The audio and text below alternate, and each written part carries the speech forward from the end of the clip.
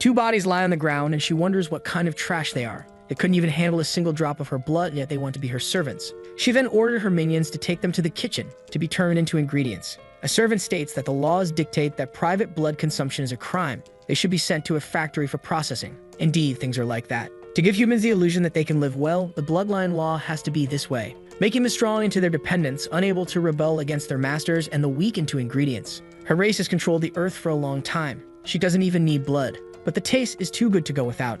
Her next destination is now Emerald City. Someone tries to wake Ji, saying today is a big day. The young man pokes the sleeper repeatedly. He says that the boy only ever sleeps and does nothing else, and that if he falls asleep in class again, he'll be in serious trouble. Once he's awake, he's told to go down quickly to attend to customers. He puts one of his hands on his face and realizes things had changed. He's Wang Ji, he just turned 25, and today his boss stole a project he had created and his company fired him. He was bankrupt, facing mortgage debt, and his father had been bedridden in the hospital for years, so he decided to drink by the riverbank. At that moment, he saw a young woman entering the water. Worried, he went up to her to rescue her. He managed to prevent the woman from drowning, but as he got drunk a lot, his body decided it would be a good time to lose strength in the middle of the river. After that, he remembers nothing else and woke up in that bed. It's May 2077, the year he was only 18. The boy leaves his room, slamming the door. He hurriedly descends the stairs, wondering if it's really true. Excited, he encounters his father, who is working. He hugs him warmly because his father is well. The bald man doesn't understand anything, but his son says he had a terrible nightmare. A customer complains that he's in a hurry, but the bald man doesn't care, as it's been a long time since his son hugged him. After the emotion fades, he says he'll cut the customer's hair and shoos his son away to start working too. This customer is annoying and says that if the better salons weren't full, he wouldn't be there, and that if his day gets delayed, he'll destroy the place. The boy gets irritated with the petulance of the man, but the bald man says he needs to find a good job. That customer is to be interviewed by Miss Yu, a pure-blood noble, and he is one of the city's promising young men, potentially becoming one of her dependents. These concepts are foreign to the young man, who doesn't understand what they mean, as it isn't the reality he knew. Looking at his tablet, all he sees is news about how to become a dependent. He has no idea what that is. So he goes to see what being pure-blooded means, protecting humanity from external dangers and currently holding all leadership positions. Without knowing exactly what they are, they're already in control of everything. Humanity is governed by these pure-blood beings, and people are complicit. He wonders if this happened after a war or an invasion. Just as he starts his research, a curious message appears on his tablet, warning him that he is food. It's a peculiar being with 3 eyes on its face. He immediately pressed a button to exit the screen. Now he sighs, slightly relieved. He still has no idea what this is, but it's definitely scaring him a lot. The world is very confusing to him. He is certain he was reborn in a world, but it's different from the one he knew. Putting his hands on the mirror, he wonders if this person is really him now. Then he notices bite marks on his neck. It seems it's really all true. He was bitten at some point, and it was by a vampire, but the marking begins to fade, until it completely disappears from his skin. With that, he rubs his eyes to make sure he isn't going crazy. Turning his back on the mirror, he imagines his vision might have been blurry, and he must have been mistaken. However, his reflection in the mirror slowly changes, revealing red eyes and a lascivious smile. Already outside his house, he's heading to school, and his father hopes he'll focus on his studies. He is excited that his son is studying at a prestigious school, while the boy wishes his father would take better care of his own health. He reiterated that his father needs to go to the doctor soon, as in his past life, he only treated his cancer when it was already terminal. The concept of rebirth is strange, but he doesn't want to waste this chance now. This time, he wants to live his life until someone calls him a fool. He ordered them not to get in his way. The androgynous oddballs, who would be the target of ridicule in any serious society, tell him this is not a place for him. They are so weird and bizarre that the boy doesn't know if they are even real. The oddballs, full of arrogance, tell the boy to get out of their way, but he is still perplexed that these clowns are referring to him. He's being treated as inferior. One clown says again that this place is for people with a genetic ranking of A or higher. He had seen this somewhere before. Looking at his identification, his ranking is C. One of the clowns pushes him, telling him to leave at once. It's an unacceptable reality. He's being victimized by people who should suffer until someone calls his name. He wants to know if his friend is feeling okay and asks him to come with him. This person seems familiar. The skinny boy with glasses, frail and possibly anemic in this world where vampires control everything, is Wencheng. They were from the same college. The frail one was dedicated to his studies, while Wang was almost a jerk. All he did was vape and chase women who only looked pretty after he was drunk. As soon as he left college, he realized these skills were not valued in the job market. At rock bottom, he messaged his friends who used to go to the clubs with him, only to find that none of them were really his true friends. However, the skinny, nearly blind kid lent him money during those hard times. The last person he expected, so much so that he didn't even know exactly who he was. And indeed, he didn't even know who that frail kid was. He hugged him joyfully and said he missed him, while the oddballs who wouldn't last 2 minutes in any serious suburb are upset. There were many people gathered there. Then he asked the frail kid who they were welcoming, as it must be a goddess. It's the noble Yu, who came to Emerald City looking to expand her family. He'd heard about this, that there would even be an interview. Only he doesn't understand why so many are interested, as he is unaware of the benefits. But by becoming a blood-related member of the family, humans gain supernatural strength and extended life expectancy. Some oddballs say it's not just that. They want to become nobles and live an easy life. And the first step for this is to receive the blessing of the beauty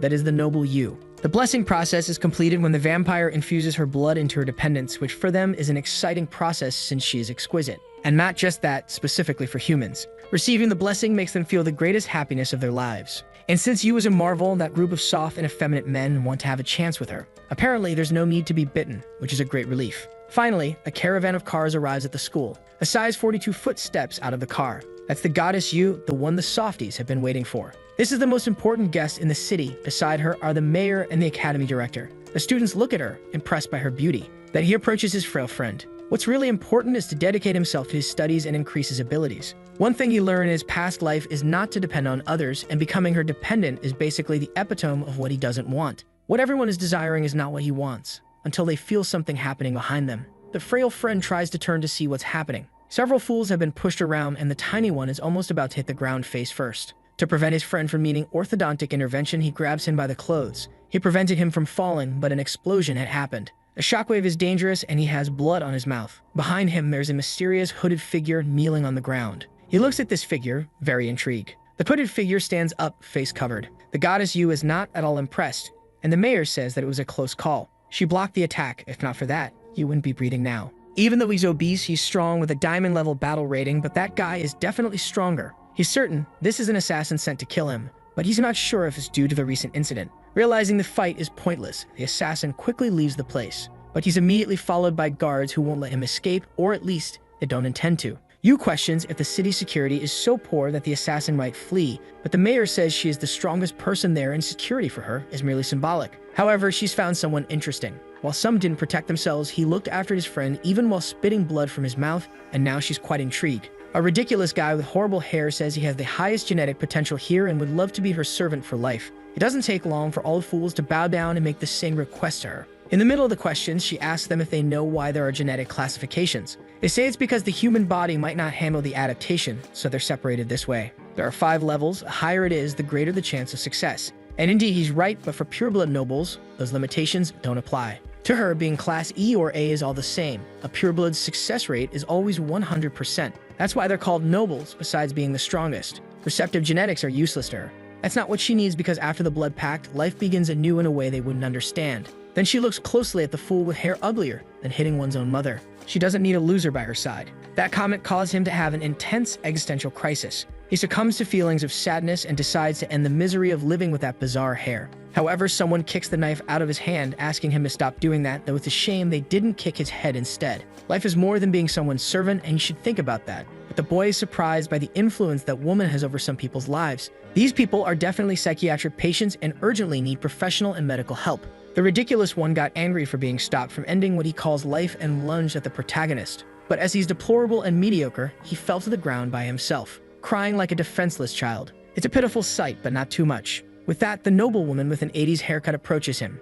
She gently touches his lips with her finger, sliding her finger from one corner to the other. She tastes his blood and likes it a lot, then orders him to come to her mansion that night because she wants more. Everyone there is invited to go that evening, as there will be a second test. Whoever passes it will spend the night in her lair. She can't wait to see them again. The mayor says those who are ready should gather at City Hall that night. Anyone absent will face the consequences. The crowd of failures is thrilled that they'll get a second test. While they celebrate, the protagonist is sure that woman is a first-class molester. His skinny friend doesn't want to go, but the director says he has to go too. Coincidentally, he's also his father, even if they don't resemble each other. While he sent the injured to the infirmary, he asked the others to follow him. Since they'll do another test, they also need a new process. They needed to sign a waiver agreeing not to disclose the test's contents. Additionally, he agrees to the possibility of dying in the process. That waiver is simply bizarre. After reading it, he genuinely worried for his life. He approached the director and suggested he'd like to withdraw from the test, but for him, it's already too late. He's already caught Yu's attention, and if he hadn't, he'd be disobeying an order. And this would bring severe consequences, since he's just a common citizen, and she's a noble pureblood.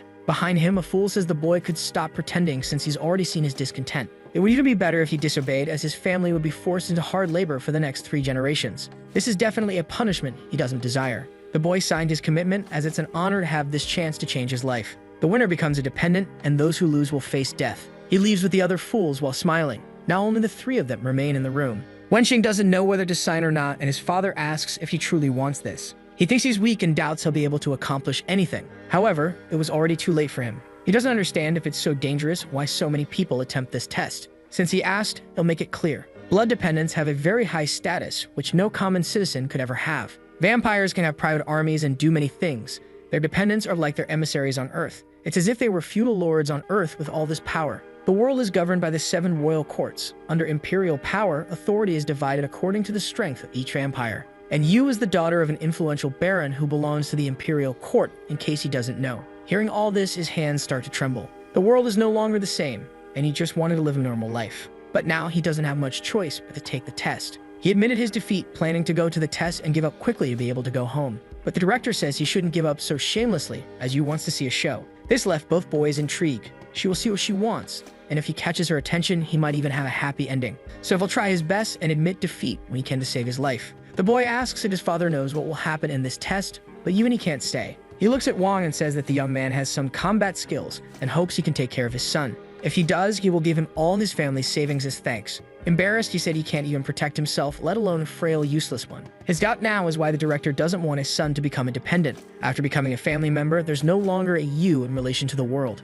Everything vanishes from your mind, leaving only the desire to obey your master. Thus, one abandons everything that existed before the ritual. This is such a bizarre consequence that he doesn't know if this is even being human anymore. He's a person, and he doesn't want to lose his individuality by becoming a dependent. Wang did not expect this new world to be so different. He only wanted to dedicate himself to work, take care of his father, and eventually have a normal life. But things turned out quite differently for him. He wants to start the blessing process, but he is very embarrassed. Just imagining how it might be, he becomes as stiff as a rock. But the lady approaches him full of desire, saying she can't wait any longer. She throws him onto the bed and says she's going to start. Meanwhile, he tries to stop her, but his effort was minimal. During the second test, he could have actually lost his life. They are received at the mansion by one of Yu's servants. There are 58 candidates, but the maximum number for the remaining levels is only 20 people. Everyone there is capable, and he hopes they can put on a show for his lady Yu. In fact, there are more people than he expected. The director had said there would probably be 3 levels, as one alone wouldn't be enough to satisfy her. His intention is to only pass the first level, so he won't be seen as worthless. And since 20 is the maximum for the next stage, more than half will fail. The fools are eager to start as they want to join Yu as soon as possible. They shout enthusiastically, as this is the purpose of their lives. The test had already begun, and all those who made sounds without permission are already duly eliminated. This left a crowd of fools in shock. The first rule for a dependent is to be obedient and know how to behave. Making noise without permission is disrespectful. Hearing that, they couldn't disagree with him. Altogether, there were 32 people who spoke, with some even whispering. But that's a lot of eliminations, which would leave only 6 to be eliminated in the next stage, which might not be interesting. Of those 32, only 5 will be selected to proceed to the resurrection battle. This made the fools a little happy. That's what he expected, some enthusiasm. The resurrection battle will proceed as follows. Everyone will be inside the circle, and the last 5 standing will win. They may now communicate freely. Looking at all this, they think the candidates will start killing each other. It's great that he and his friend haven't said anything so far. It doesn't take long before the first knife pierces someone's gut. That is a grotesque scene to witness. Only a few will be able to continue with the test, and that was the quickest way to get to the final. Armed, he says he'll be one of the finalists, and anyone who approaches him will only do so to die, because he's willing to take them all down. That guy is definitely crazy. However, with a rifle in hand, a woman wants to know if he's really capable of fulfilling his threat. There are others there who are also armed. These tests would be harder than he imagined. To be part of this family, you have to be able to face blood, of course. After that pathetic scene, there's a lot of blood dripping. Only 5 people are left from that battle. The rest have ceased living in the process. The woman notices that there's still someone there, writhing on the ground. She quickly ends his suffering. Finally, there was no one left there in agony. Master Yu is very pleased with this performance, says the butler, and orders them to return to their teams. The young psychopaths are quite happy now. In fact, the least crazy one that would be a lost cause for any psychiatric hospital. One of them looks at the protagonist, wondering why he's being looked at so much, but they just dodge the question. He's ready to show these young students just how sinister society is. Soon, they better not cry afterward. Seeing this, the skinny guy became frightened, as he's now in the crosshairs of those moral degenerates. However, the protagonist tells him not to be afraid.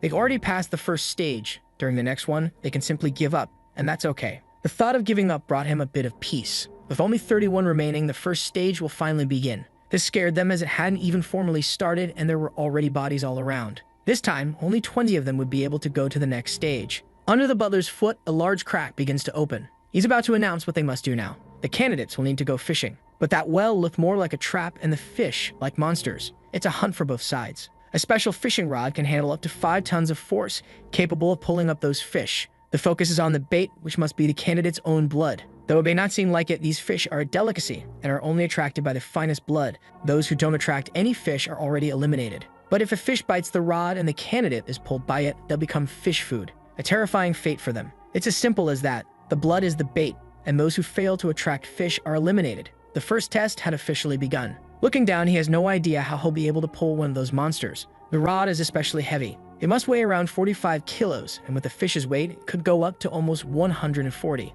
A participant managed to hook one of them. He pulled so hard on the rod that his clothes began to tear immediately. They were impressed by this strength. The woman says he's just a drug addict, but the protagonist doesn't understand, and she says he's just an ignorant boy. Swollen and well-toned muscles. Red eyes, nearly having a stroke. And a clearly disturbed mind, a sign he used fentanyl with crack. These stimulants increase strength, but as a risk, they can cause death or permanent madness. That guy definitely spent a lot of money on that, and he managed to catch a fish. Because if he becomes a dependent, it'll all have been worth it. She needs to work hard too and told the boys to do the same. They finally understood what was happening. Some there had already caught their fish. They just need to try too. Then he put some of his blood into the container. He threw the bait into the lava and waited. After a few moments, he thought no fish was interested in his blood. However, some movement began to form in the lava. Then it started to stir even more. Several fish began moving toward the same bait, but his rod line wasn't moving. He waits patiently for something to happen. He noticed a slight movement in his fishing rod. The lava below him was bubbling. It was getting more and more agitated. He had caught something. He had to hold the rod tightly. He almost fell into the lava, and the skinny guy had to help him with that. Already exhausted, he was very worried about his friend, and he was telling him not to let go for anything. He just needed to hold on a little longer. It made him use all his strength. It wasn't just one fish coming up, but several. They struggled to catch the fish. Finally, the creature had been pulled up by them. The effort was worth it. It had worked. The frail one celebrates as together they had succeeded. However, he quickly notices there was something peculiar. It wasn't just a single fish. Even the protagonist can hardly believe what he's seeing now. Angry, the fish doesn't want to leave its lava. Even so, he keeps holding onto the rod with all his strength. Once again, he's almost falling into the lava lake, and the frail one is struggling to keep his friend from becoming fish food. His effort is so intense that his entire face is covered in sweat. On the bait, several fish are coming. It's too much weight for them. He doesn't have enough strength to catch them all. His hands are nearly losing strength. His teeth are grinding from the force he's exerting. Faced with the struggle, he ends up slipping a bit closer to the lava lake. The girl watches as the candidate is on the verge of losing his life. Meanwhile, the fish thrash violently, attracted by the quality of the bait. The more time passes, the less strength they have. Knowing the danger, the frail one tells his friend to abandon the rod and save himself. However, he doesn't want to give up like that. Catching this fish is proving far more difficult than he imagined. If he doesn't pull now, he won't be able to later. His arms are so strained they're cramping. And all that effort has taken a toll on his body. He's losing consciousness, until his eyes starts to glow an intense scarlet. In his mind, a peculiar image has formed, and there's a body at the center, screaming as if in despair. Everyone, without exception, watches incredulously as he pulls all the fish up. His effort paid off. Meanwhile, Yu is in her room, looking out the window. Not bad at all for the guy she's had her eye on. Eagerly, she can't wait to devour him. The fools present don't believe what they're seeing. Those two boys managed to catch 6 fish at once. After the ordeal, they were exhausted. As they watch the fish thrash on the ground, one of them congratulates them, as he didn't think it would be possible to catch so many fish at once. He places his hands on one of them, but the protagonist tells him to back off. Those who were grabbing at the fish look at him. There's hostility in their eyes. Composing himself, he says they should stay away from his fish. They smile and tell him there's no need to be arrogant. He caught many, and it makes no sense not to share. The one with glasses said it was the result of their hard work, and they're trying to rob them. He knows they want to steal. They just haven't done it yet because they're unsure if the rules would allow it. Armed, they ask the butler about what they can do in this situation. He listens to the question carefully. They want to know if they can rob and kill at this stage, and he says that Mistress Yu values peace, so stealing's not allowed. But wowing as many fish and modesty has been a sign of chivalry since ancient times. Sharing with others is a gesture of humanity. Not to mention that if he doesn't do this, he will become a target. After hearing this, he gives a macabre smile. If they want his fish, that's fine. He threw a fish into his friend's lap. Everyone there is friends, and they should help each other. Hearing this, the fools felt a bit happier. There's just one problem. He throws one of the fish back into the lava lake, and said that by doing so, he was helping them since now there are more fish in the lake. Annoyed, they say that now he's a target, but Wang says that in the end, only one will win. Distributing fish to enemies is foolish, as they won't become his allies afterward. Once again, the background character says he's arrogant. However, Wang says there's even more arrogance to come. He lifts one of the fish with his hand. Anyone who kneels and calls him daddy will receive a fish. That's his offer. He told them to decide quickly because he's already thinking of throwing the fish into the lake, reminding them that only 20 would pass and that time is running out. Anyone interested should kneel immediately. Some are hesitant to do this, until the first pair of knees hits the ground. A chubby one among them calls him Daddy. After doing so, he received a fish from the protagonist. Upon receiving the fish, he said he would kill him as soon as possible, but to him, none of that mattered. He wanted to know who else would kneel. They had already killed before and they had abandoned their humanity. Because of that, they should now become his little dogs. For him, since they no longer want to be human, that's the least they deserve. They threaten him, but he doesn't want to hear any crying or complaints. Only 3 more fish remain, and he wants to know who else knelt. The others feel a bit apprehensive, unsure of what to do, until a few more people kneel before him. And each of those who caught a fish wanted to personally kill Wang. However, he didn't care about that. His friend thinks he went too far, but Wang says he took it easy. Just look into the eyes of these psychopaths. In each of their minds, there is only one goal: to become a member of Yu's family. They don't want to be human anymore, so there's no need to treat them humanely. In reality, they're all just a bunch of trash, and their stench bothers him. Looking at Wang, he noticed his friend seemed strange. It was as if he had become a completely different person. It was as if he had suddenly gone mad, not to mention he managed to catch all those fish. It even seemed like his body had changed. Blood, hot blood coming from the heart, moving forward inch by inch, immersing his entire body in that sensation. It makes it hard for him to control himself. All he desires now is a bit more blood. Humiliating themselves like that, yet unable to react, they're just useless cowards. There's no blood there, too pathetic. But there's an entire fish on the ground. What happened next left the participants stunned. Wang had pierced one of the fish with his bare hand, leaving the participants even more shocked. With his arm in the creature, he rummaged inside it. His eyes shone as if he was looking for something specific. Slowly, he pulled his hand out of there. In the palm of his hand was an organ. The participants watched everything without understanding, but the butler remained serious. Wang was consuming that organ. The audible crunches echoed through the room, and they began to say he was completely crazy. Doing that would end up destroying him, and the butler reminded them that time was running out. He smiled while those who didn't have a fish yet rushed. They're all idiots who haven't realized anything yet. That fish is something very valuable. Its flesh is extremely nutritious, and a single bite can greatly increase a person's strength, as well as their endurance. It's ridiculous that they don't know this, and he thinks Wang is doing it instinctively. He even tries to get his friend to eat a bit, as it's very tasty. If it's instinctive, that's a bit scary. He truly is a potential winner. One of the fools approaches the butler to ask a question. He wanted to know if he could do the same with them. The butler responded positively. Then, using his knife, he made some cuts to be able to consume its flesh. That left him impressed. Not everyone there was an idiot. Some could learn. Finally, they reached the target number of 20 participants. Many died in the process, and their goal now is to quit the competition. He thanks Wang as they can now leave safely. But Wang didn't care about what his friend had said. The young man is completely transformed. He's so focused on the competition that his friend finds him strange. He looks at the others still competing. Among them, there are several who are clearly unhinged. They're looking at Wang in a threatening way. Intimidated, he began to remove his jacket, throwing it to the ground as soon as he took it off. In a provocative manner, he pointed his middle finger at them. Wenqing says there's no need to provoke them, they started it first. Those people are in a group and most of the 20 already knew each other before the test. Indeed, there are also those who advanced solo. He should have thought of that. Some of them are armed as if they already knew the rules. Some humans, after becoming dependents, use their power to benefit their families. These people are wicked and organized. Wenqing thinks this has nothing to do with them, but Wang asks if he didn't look them in the eyes. No matter what the second stage is, they'll attack as if they're in a group. And they'll certainly try to kill him first. Frightened, the skinny guy suggests they quit now then. The fat guy says it's already too late. If any of them win, crushing them afterward will be like crushing an ant. And the fat guy is enraged for being humiliated with a fish. In front of the dependents, he's just a human of inferior race. They, on the other hand, are members of the same family, with noble blood in their veins, trained from an early age to become dependents. That's why they're unscrupulous and kill without any remorse.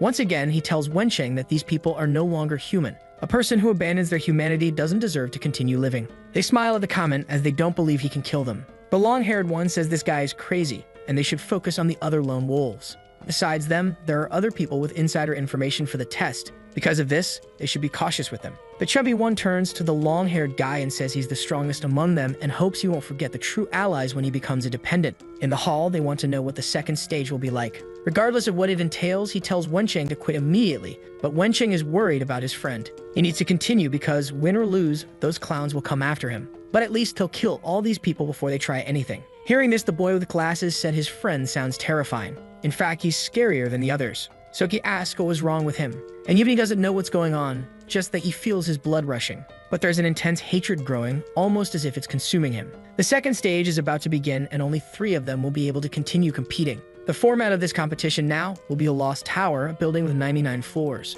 Yoon herself will be waiting for them on the top floor, giving them a chance to become independent. There are elevators in the building, but the last 9 floors only have stairs. He says that Lady Yu is looking forward to seeing their bravery in this stage of the test. The candidates are very excited. On a piece of paper, they should write the number of the floor they want to start from between 1 and 89. Since they can choose the floor, the chubby one becomes thoughtful. If everyone starts from the first floor, there will only be chaos, and Lady Yu wants to see some drama. For the heavyset one, the 89th floor is the only obvious choice, but everyone will pick that, which will make everything chaotic. He asks his companion how they should choose the floors. Gathered together, they try to think of a strategy to increase their chances. The one with glasses sees them as unbeatable and wants his friend to quit with him, but they won't do the stage together, for the simple reason of inferiority. Hearing this, the one with glasses can't believe they're starting to have internal conflicts. They are disunited. The chubby one asks for a fish from him instead of asking his own group for help. They're all selfish. They're already thinking about how to kill each other. Indeed, this seems quite plausible. Then he asked which floor Wang would choose, but he had already decided.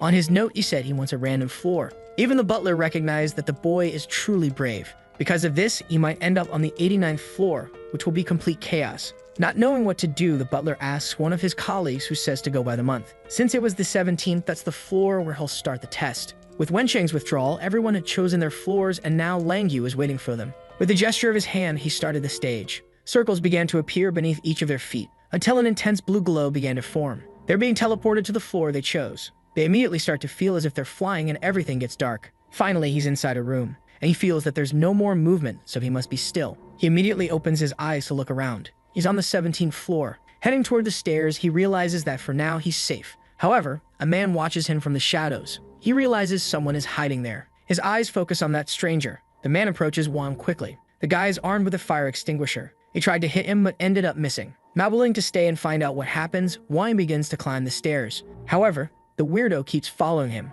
He prepares to use the extinguisher once again. But unexpectedly, Wang hits him with a kick right in the chest, making him fall down the stairs. He watches his attacker closely. He noticed the fire extinguisher isn't far from him. With it in his hands, he prepares to cause a bit of mischief. The fallen guy is terrified and begs him for mercy. He says he knows he's wrong and repeats several times that he has surrendered. This makes Wang set the extinguisher aside. He looks at the guy and slowly a red glow fades from his eyes. Still terrified, he realizes he's safe and that there must be something wrong with this young man. His body has been harshly trained to withstand impacts. But that kick was so strong that he felt as if his body had broken. It was pure brute force. Wang looks at him and asks if the guy isn't in one of those small teams and if there's nothing he wants to reveal now. Climbing the stairs, he's already heading to the 19th floor. With this brief interaction, he gathered sensitive information. In this team, there are 10 people divided into 5 groups, spread across floors to hinder others' progress. Reaching the 20th floor, he prepares as, according to the information he obtained, someone should be guarding it. He advances carefully up the stairs, but so far,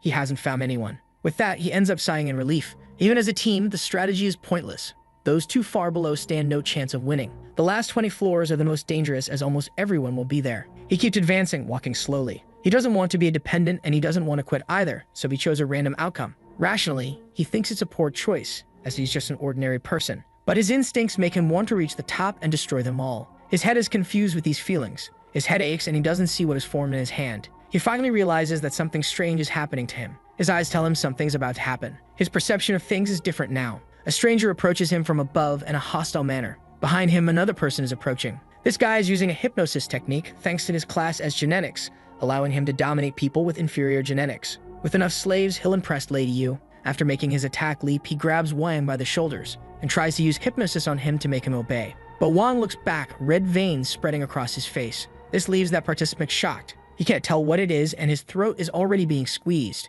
Wang thinks he's the reason his body is like this, but his attacker denies it. He says it was all a misunderstanding while getting hit and realizes his hypnosis didn't work on him, making him doubt his genes are inferior. Angry, he orders him to remove those red things immediately. Agonizing, he says he didn't do it because his hypnosis only subjects people to his control. To defend himself, he says it's useless to go against him and that they should form an alliance to keep climbing, but Wang strikes him again. In pain, the guy drops to his knees. Then he collapses, having lost consciousness. The red veins continue to spread and pulse across his body. He slowly brings one of his hands to his face, touching his lips. Then he leaned down toward the guy's neck. His mouth got closer, salivating intensely. That's when he realized he was doing something too unusual. Snapping back, he moved away from the body, shocked by his own actions. On the ground and scared, he can't say what he was doing. He breathes heavily while still watching the scene before his eyes. But looking again at the neck, he feels his vision change. His mouth starts salivating again, until he slaps his own face, thinking he must be going crazy. That makes him dash out of there down the stairs. Contrary to what was expected of the test, he's going down the floors.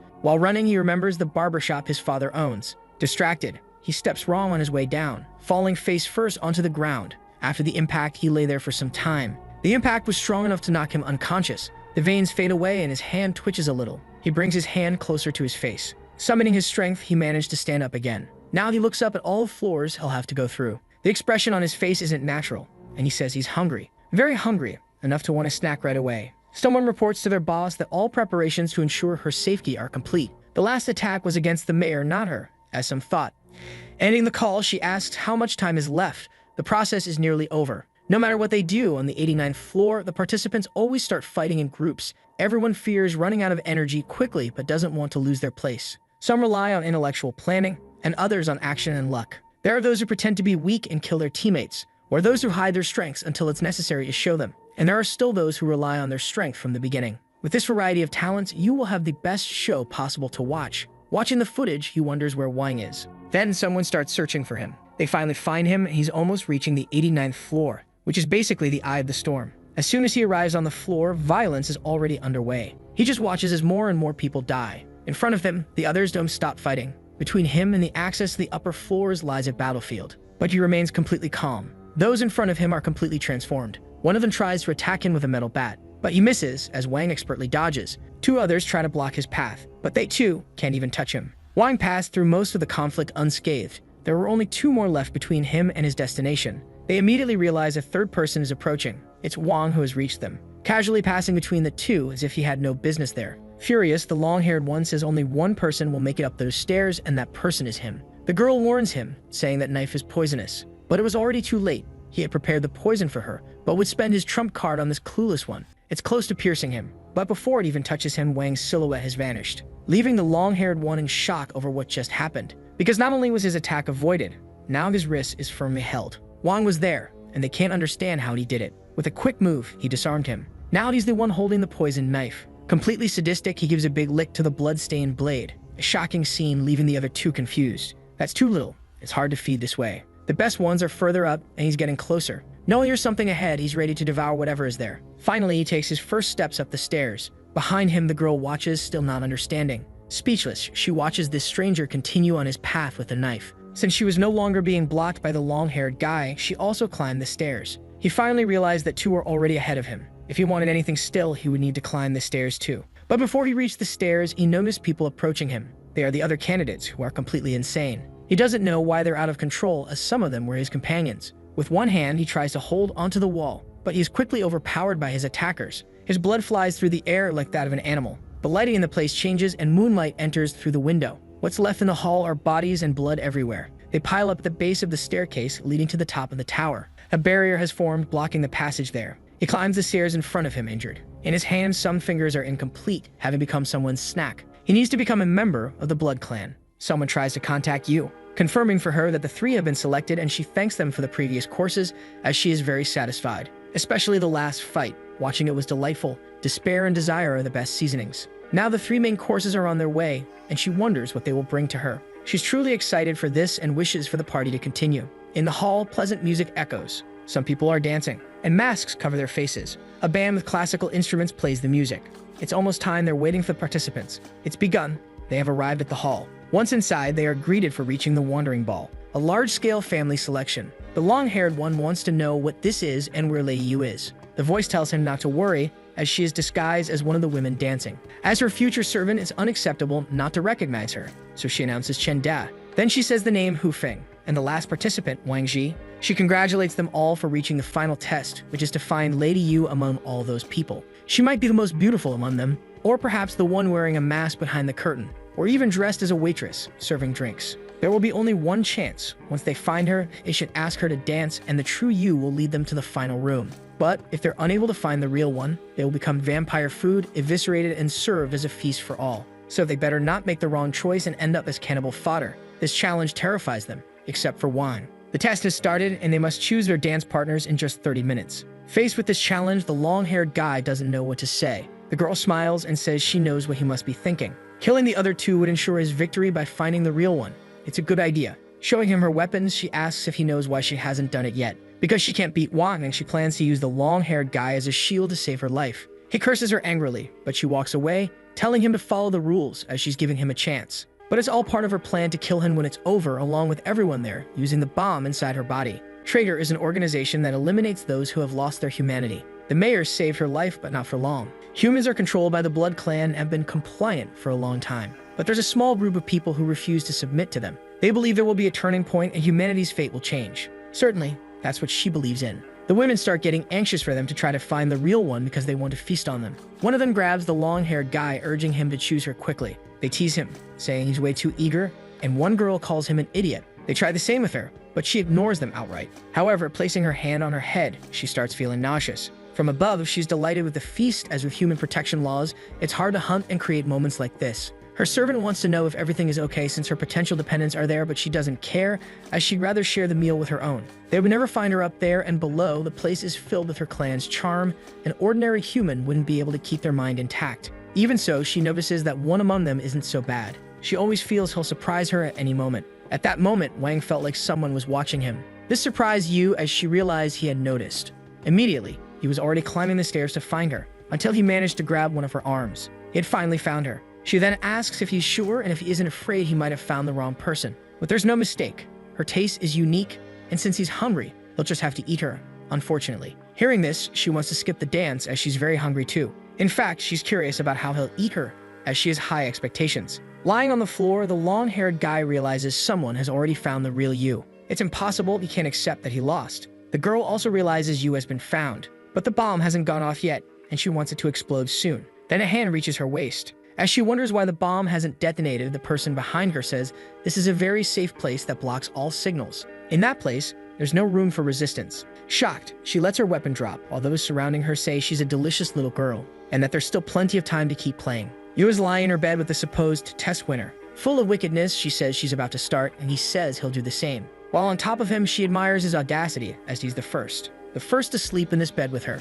After the ceremony of grace, he will surrender to her body and soul and fall in love, becoming her plaything. She is the queen who can give him all the glory, and she bit his neck. She ended up loving his flavor. It was intense and impactful. The taste is splendid. She's completely flushed, practically falling for him. As she thinks about how incredible the sensation is, she can't hide the lascivious feeling filling her body, as she's quite shameless. She can't wait to be with him and make this moment special. She can even imagine him paying child support. Pulling him closer, she asked if he thought it was good. She thinks he's wondering why the grace ceremony hasn't ended yet, but she confirms that it's still early and that she has much more to do. She said she'd now enjoy him a little more, turning him inside out just to start. Now it was up to him to enjoy this lucky moment, as she would take it slow, very slow. However, she reminded him that he said he'd eat her eagerly. Placing her hands on his hips, she wanted to know if he was afraid to fulfill his promise. Quickly, he brings his hand to her face, and he said he would devour her, of course. He sank his teeth into her neck. The poor girl made a face as if she wasn't being bitten, despite her surprise. While he immobilizes her, she doesn't understand why he has fangs.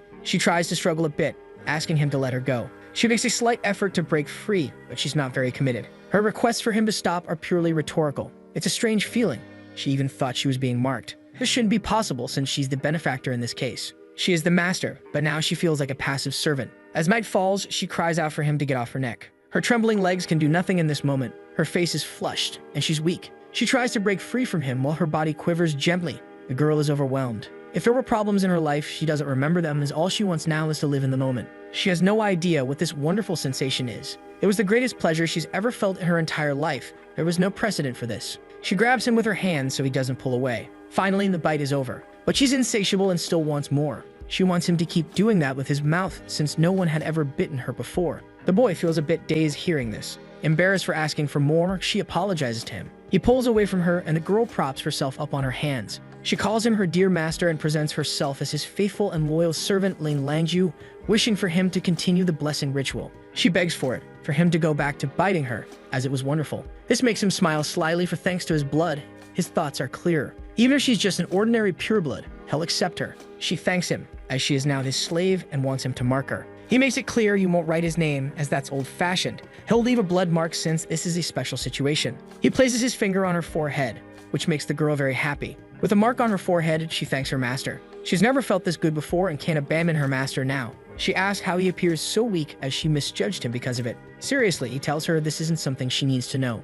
Trembling, she apologizes for saying that. He needs to rest now, leave the rest to his body as he is her other half and the object of her loyalty, to which his servant agrees without question. Not wanting to draw attention, he'll present himself as her dependent, and now he'll sleep as biting drains his energy. Closing his eyes, he falls into a deep sleep. She watches him sleep, enamored, and can't wait to have two masters with different personalities since they must enjoy different positions. But the other has no memory of what happened and doesn't want to startle him, yet she thinks she has a good strategy for that. Gradually, he begins to wake up. His eyes open slowly. Rising from the bed, he feels a headache. Breaking out in a cold sweat, he realizes someone is behind him. She congratulates her dependent for being selected and asks if they should start causing some trouble. Looking at him, she asks what's going on. She wants to know if he doesn't want to have fun with her. The boy feels something is wrong, as he's still drowsy. He tries to leave, but the door doesn't open, and she says that if he doesn't come now, then she'll be the one to take the initiative. Apprehensive, he pulls his arm out of her reach. The boy is terrified of what might happen. Sweetly, she asks if he's rejecting her and if he doesn't want to become a member of the Blood Clan.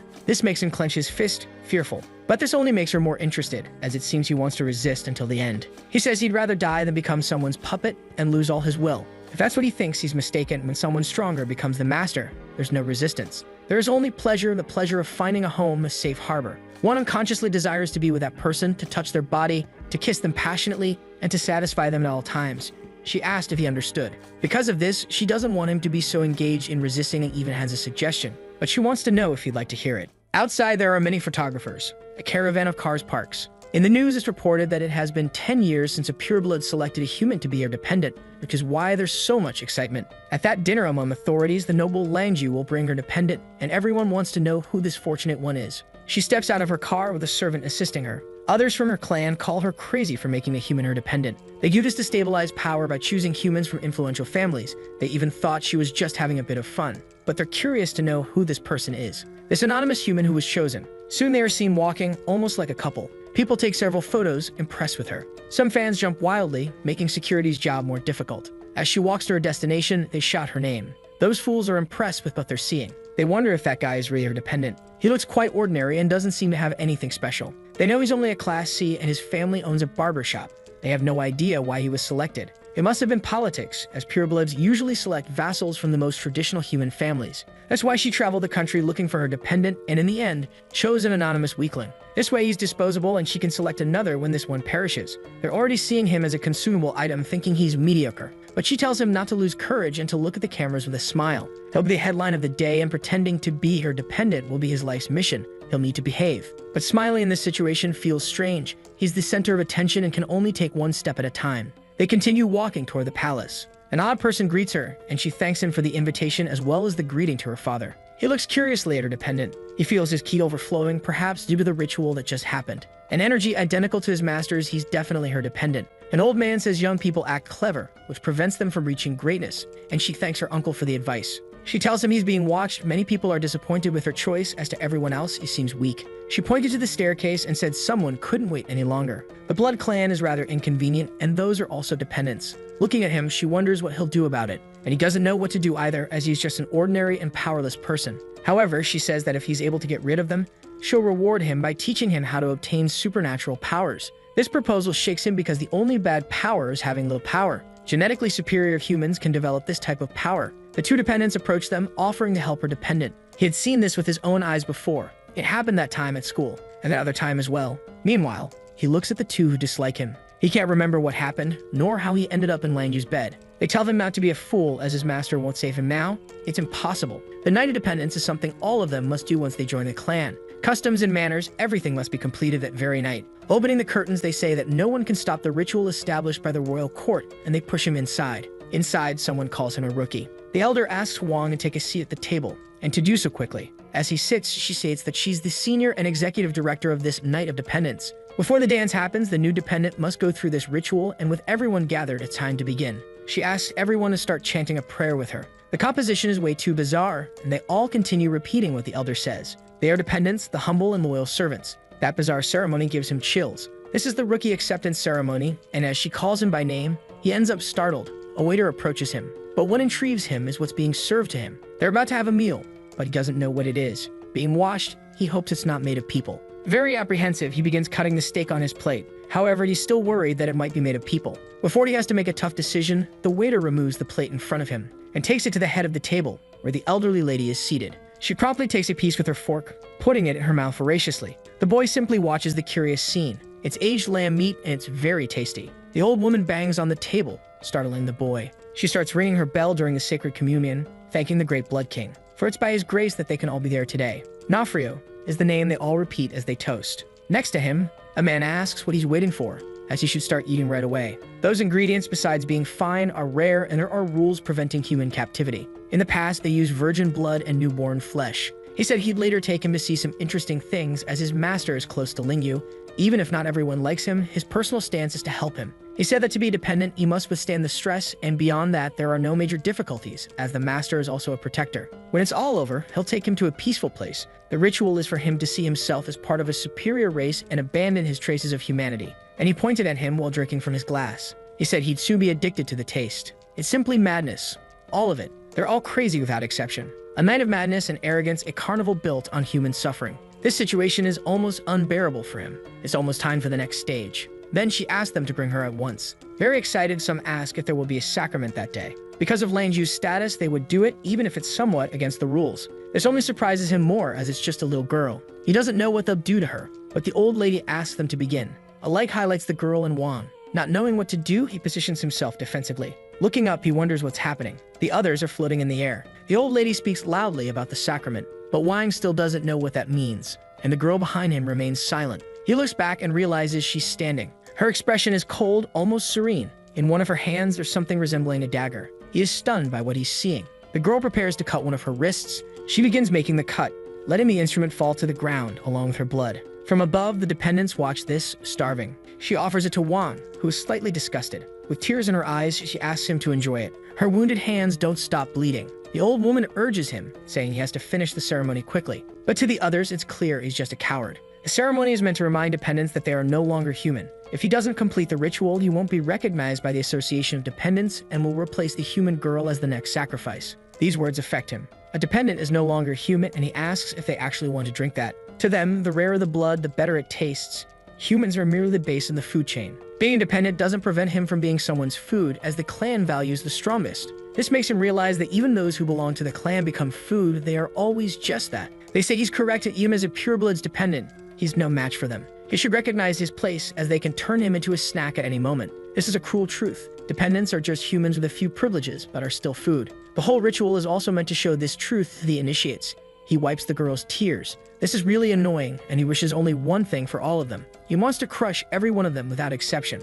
Outside, Langyu is being introduced to some people. A young man greets her. His family isn't pureblood, but they are 75% pure. He would like the chance to dance with her, but she promptly refuses. His mother says that she doesn't like dancing and that her son should invite her to sit and talk instead. One hopes her son will marry her to raise the status of their family. Rumors say that Langyu's father is losing his position at court to the emperor. By choosing a human to be her dependent, she's fighting against political forces. If she's smart, she'll accept the marriage, and are chatting about trivialities while the heavyset woman watches. He would like to introduce himself to her, but Langyu is very distracted. She says she's concerned about her dependent. It might indeed be difficult for him, but he says she can call him here as the day's ceremony master is a friend of his. But her concern is with the other dependents, as it could upset their respective masters. Intrigued, he asks if her dependent could do that to them. As with the recent ritual, they don't fully inherit their master's powers. It takes practice to develop that power, and everyone at the ceremony is a veteran dependent. Even if he were a genius, he couldn't do that. But she says he's not that. He's much more than a genius. He's the king himself. This surprises the young man, but she says she's joking and hopes to see the king of all 7 realms one day, the existence they cannot look at directly. Everyone wants to see the king, but only the governor of each province can do so, and he says that if she marries him, she might become the governor. Before she could answer, someone says something happened inside, something bad, and she says they should go together to see what happened. It seems her dependent may be in trouble. As some arrive there, they are surprised by what they see. Everyone is on the ground, and Wine is holding a girl in his lap. They want to know what he did to the others. But he did what any human would. Those traitors deserve to die. So he beat every one of them without exception. Not a single one was spared. Those traitors went off to find out if God exists. Seeing the bodies on the ground, he started to think. It was like last time, his head is very confused. The only clear thing is the sensation of his fists hitting something. It's all too strange for him. He hadn't thought about it before, but it was odd when he managed to catch the fish. Just like the bite marks he saw on his neck, or that irrational power he possesses. He wonders if he's still human. One of them is extremely angry about what Wang Ji did to the dependents there. But Langju steps forward and tells the elder to behave himself in front of her. However, he's furious because his dependent was brutally beaten. Others say it was just a fight between toys, and that his dependent couldn't subdue a rookie who only recently evolved. Looking at her, he swallows his anger. The dependent, still in agony, says she's been with him for 50 years and has done a lot for him. Even so, he ends her life, calling her a useless thing. After that, he looked to Langyu to see what she has to say about it. She pretends not to understand, and the elder says she has no control over Wang. Now it's up to her father, Kai-Yu, to resolve this personally. The castle had been sealed from the outside, and with more vampires who had lost their dependents, they'll wait for Kai-Yu's arrival. Everyone wants to meet her father, and the dinner was also prepared for her to go there. She picks up her phone as they're so eager to find him. She tells him to come right away as she's suffering abuse from various people. Lying down on the sofa, she told them to wait for her father's arrival, which made them quite anxious. Then she called Wang over to her. She wants him to give her a massage, which surprised him greatly. He placed the girl in the armchair and positioned himself near his master, who had her back to him. Touching her lightly, Langyu asked him to do it with more strength. This made her very happy as it was very comfortable for her. Seeing the scene, the police chief felt frustrated, and the man beside him commented that not long ago, he was on a blind date with her. He remarked that even though her father faced political resistance, he's still a pureblood noble. The conflict is escalating, almost reaching the king's scale. Even together, they stand no chance against the superiors, but if they divide them, it's different. Imagining a pureblood makes their mouths water. Wang feels uneasy, and Langyu wants to know what he's thinking. In her mind, she wishes the massage were even more intense. She enjoys seeing Wang shy or embarrassed by what she does. That is a private space of consciousness between dependent and master, created through her spirit. Outside, no one knows what's happening. Hearing this, he feels distressed as he didn't think he was her dependent. He wants to know if she bit him and if he's still human. Furious, he thinks she's lying to him. This made him feel sad, not just because of the lie, but for no longer being human. But she moves toward him. Her father is arriving, and with his strength, he will soon uncover everything. Wang needs to hurry and start cultivating immediately. Even she had to grow stronger, but Wang wants to know what kind of cultivation she's talking about. He asked her to get off him as there are several people watching everything, and that she's completely crazy for doing something like this. But Langyu is completely intoxicated by a lascivious sensation. Ruthlessly, she presses her body with her ample attributes. Wang feels that the Soviet-style attack is brutal, and his defenses are ineffective. With one hand, she asks if he's feeling the warmth. He senses the energy being guided, and it leaves him feeling unstable. Now it was up to him to try to control that energy. She tries to guide him on how to handle this energy like a leaf, telling him to make it concentrate. That is his potential, existing within each one. The act of becoming stronger is about increasing the content of this leaf, understanding rules, oneself and others, which contributes to victory or defeat. On his leaf, nothing is written, which is why he can only use brute force. Full of mischief, she says that if he gives her a kiss, she'll teach him how to use the leaf, but he guards his innocence. Closing his eyes, he focuses on how to inscribe powers. He imagined he held a pen in his hands. Immediately, the large pen began to touch the paper. The touch of the instrument on the paper began to release intense energy. It started to glow, as if shining even brighter. This left him extremely surprised. To his complete confusion, what was once a leaf had turned into a refrigerator. This led him to despair, but his companion says that for a kiss, she'd explain everything to him. Even if he doesn't know why it turned into that object and not something else, at least there was a change. The power within him, even if limited, seems somewhat controllable now. Watching him, the vampires can't stop finding him adorable. People's power pages generally have the same source, sometimes even following a pattern. She had never seen a three-dimensional object representing it while he tries to open the refrigerator without success. It's truly astonishing, and she increasingly recognizes that he's worthy of being her master. However, she has no idea what a refrigerator is. Looking at the object, she thinks it might be somewhat dangerous. Meanwhile, outside, the others watch him irritated. He seems a little different since he started the massage. Outside the mansion, a storm forms with several red lightning bolts. Filled with fear, they notice that someone is approaching. An intense glow can be seen in the sky, and a gray mane quickly closes in on them. The approaching figure crashes hard into the ground, causing a wave of destruction in the area, throwing a few unsuspecting people far away. The newcomer is Kai-Yu, the vampiress's father. Not only did he destroy the shield made by the Grumbler, but he also destroyed his palace, but Kai-Yu didn't even notice there was a barrier there, as it was as fragile as paper. As for the castle, he feels no regret because it was too ugly and didn't suit his aesthetic preferences. The same goes for the people around, are so ugly they make his eyes bleed. Hearing this, the Grumbler asked him to be more respectful, while the plump one thought he was toxic, though not to this extent. Being direct is also part of his style, and he wants to leave that unpleasant place, so the vampiress calls out to her father. She embraces him warmly, and he says that seeing his daughter even sweetens his mood. As he hugs her, he notices something. The taste of her body had changed. There was something in her blood, and hearing this made her worried. He wants to know what happened to his perfect princess, and she quickly responds that she has a dependent. Pulling Wang close, she says he's her dependent and instructs him to say hello to their father, though Wang doesn't understand why he should call him that. Looking at the young man, he places a hand on his shoulder. It was simply too unattractive, making his eyes hurt. While they converse, the grumbler says he's fed up and that they're not there to entertain Caillou's family. Her dependent disrespected them, and if he doesn't compensate them, he shouldn't consider leaving that place. As he says this, the rest of the building behind him begins to collapse. Looking around, they realize there are no buildings left, only ruins. They now wish to change the subject after that. His battle rank is Xingyo 2. Those unimportant ones on his side are in rank 5, but they say 2 fists can overpower 4 hands, and Caillou would pay for his arrogance that night. He begins to levitate in place, smiling mockingly. Looking at them, he says these fools don't know how far the sky is from the earth. From the tip of his cane, energy begins to gather. An intense energy condenses around him, making even the stones rise to the surprise of those present. He throws them toward the bystanders, who panic.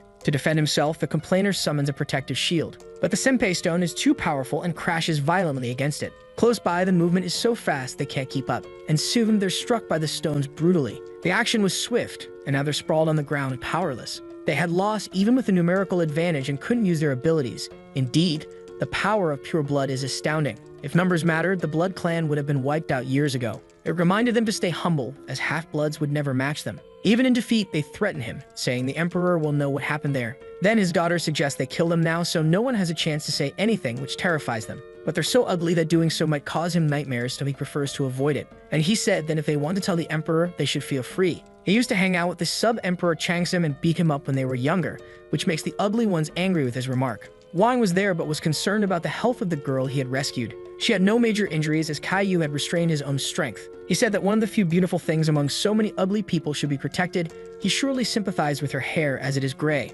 Some who carry cameras saw Caillou leave with his daughter after beating up those present. They immediately spread the news about the incident, the fight between the nobles, and hinted at the identity of the new dependent. She wants to know from Wang if things were settled, and he said yes. The girl knew wherever house was and would head there. He offered to accompany her, but she said it wouldn't be appropriate and hurried off. Lang Yu thought he would also run away, and he even considered it, but thought he'd be caught by her, which she confirmed he would be. He wants to know what's happening with his body, but she told him not to rush because her father wants to see him. Seated, he awaits the arrival of the humble dependent. He asked if he had already decided between life and death, but Wang was surprised by this as he didn't know what he was talking about. He must choose between those 2 masks, because if he has to look at his ugliness one more time, someone might die. He preferred the darker one, which immediately relieved Caillou. He asked his daughter if she really likes him, and if it's an inseparable bond, which she confirms, so they're asked to go together, but Wang doesn't know where they're going. They're heading now to the sacred city. He also has to attend a meeting of the 7 emperors, and his daughter wants to know if everything will be okay, but he tells her not to worry.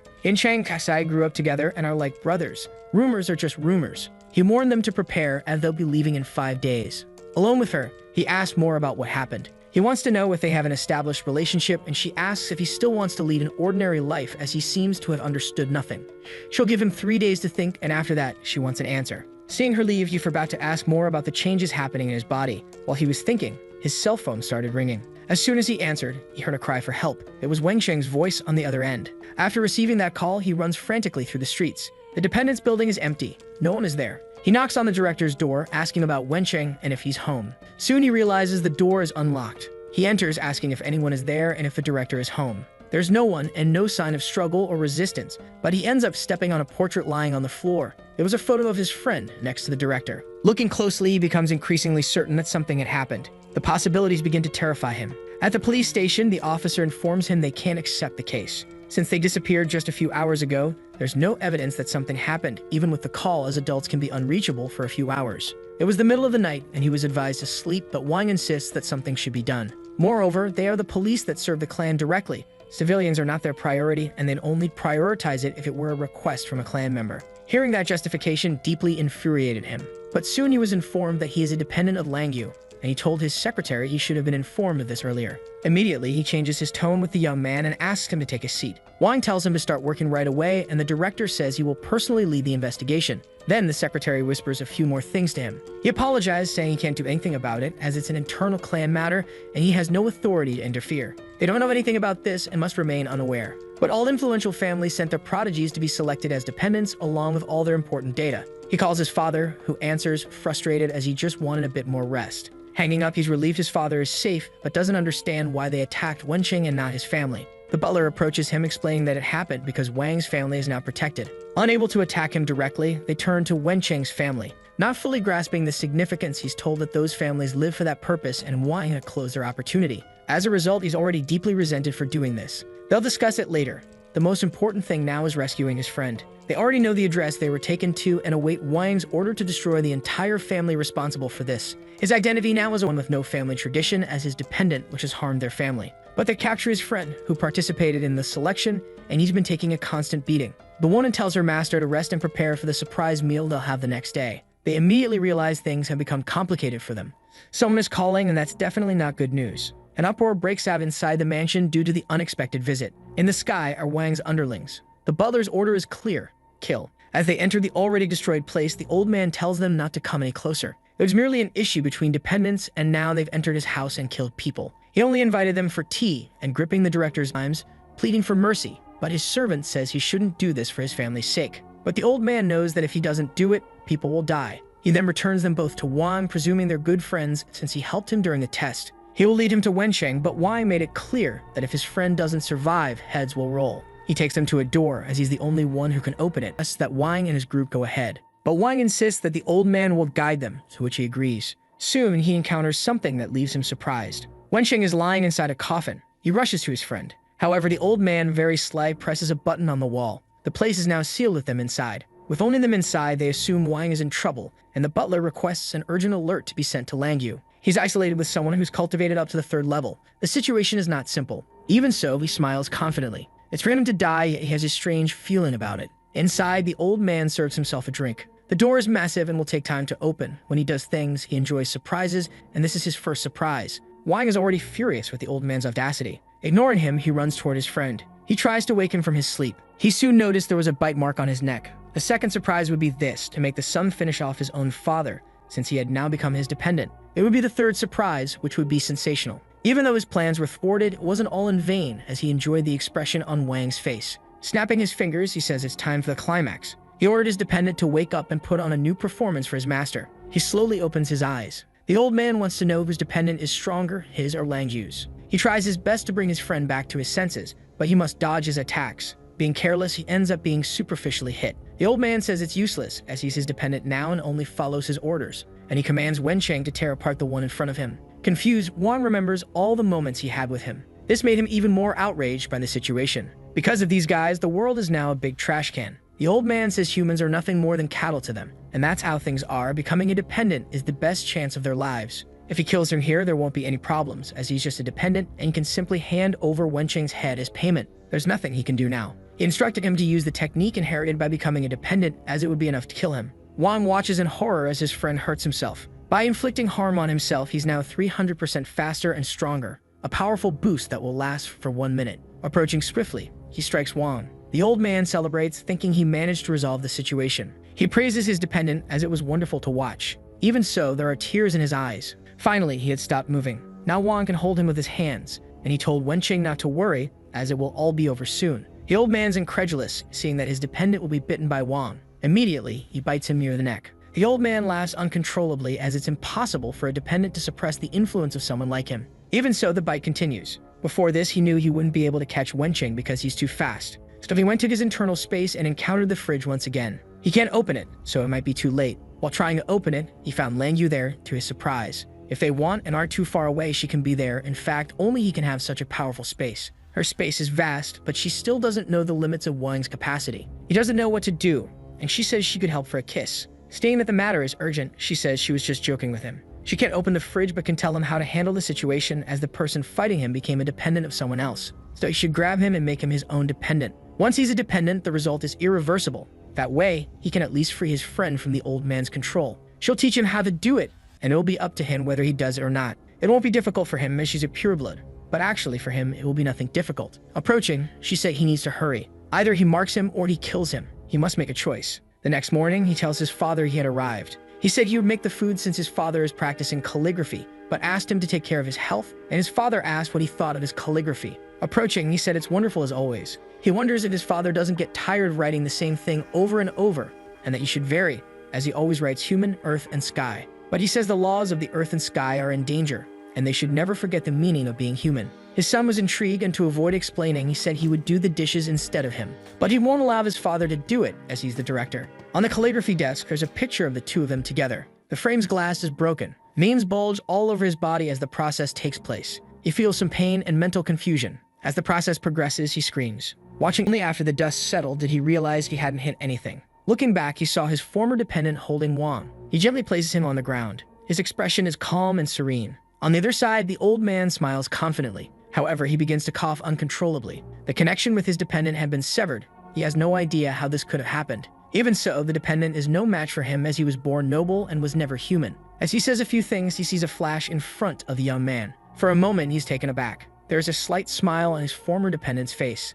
The old man had been attacked and didn't even realize how it happened. His blood drips onto the floor. He is prostrate and powerless, unable to understand what happened. Finally, he falls defeated. Wenqing goes to his new master to help him. He carefully approaches his face. What does it mean to be human? And he remembers the portrait with his father. Observing everything, he realizes it's finally over. Seeing his friend getting too close, he wants to know what this guy thinks he is. He can only observe what his friend did. He's very strong now. With incomprehensible speed, he finishes off the old man. If this is Langju's power, she is indeed a frightening woman. On the other hand, he looks at his hand stained with blood. Once again, he hurts himself. Desperately, he asks what he's talking about, and she says it's self-destruction. Probably, he no longer has the desire to live. As he is unconscious, Wenqing will act according to his wishes. For a moment, he contemplates the possibility of ceasing to exist. Wan hopes he won't do that. He tries to reach him within the space he created. Holding him, he tries to make him listen. Now the three are gathered in this place created by the master. Once again, he tells Wenqing to calm down and listen to what he has to say. Before he could say anything more, his friend had moved away,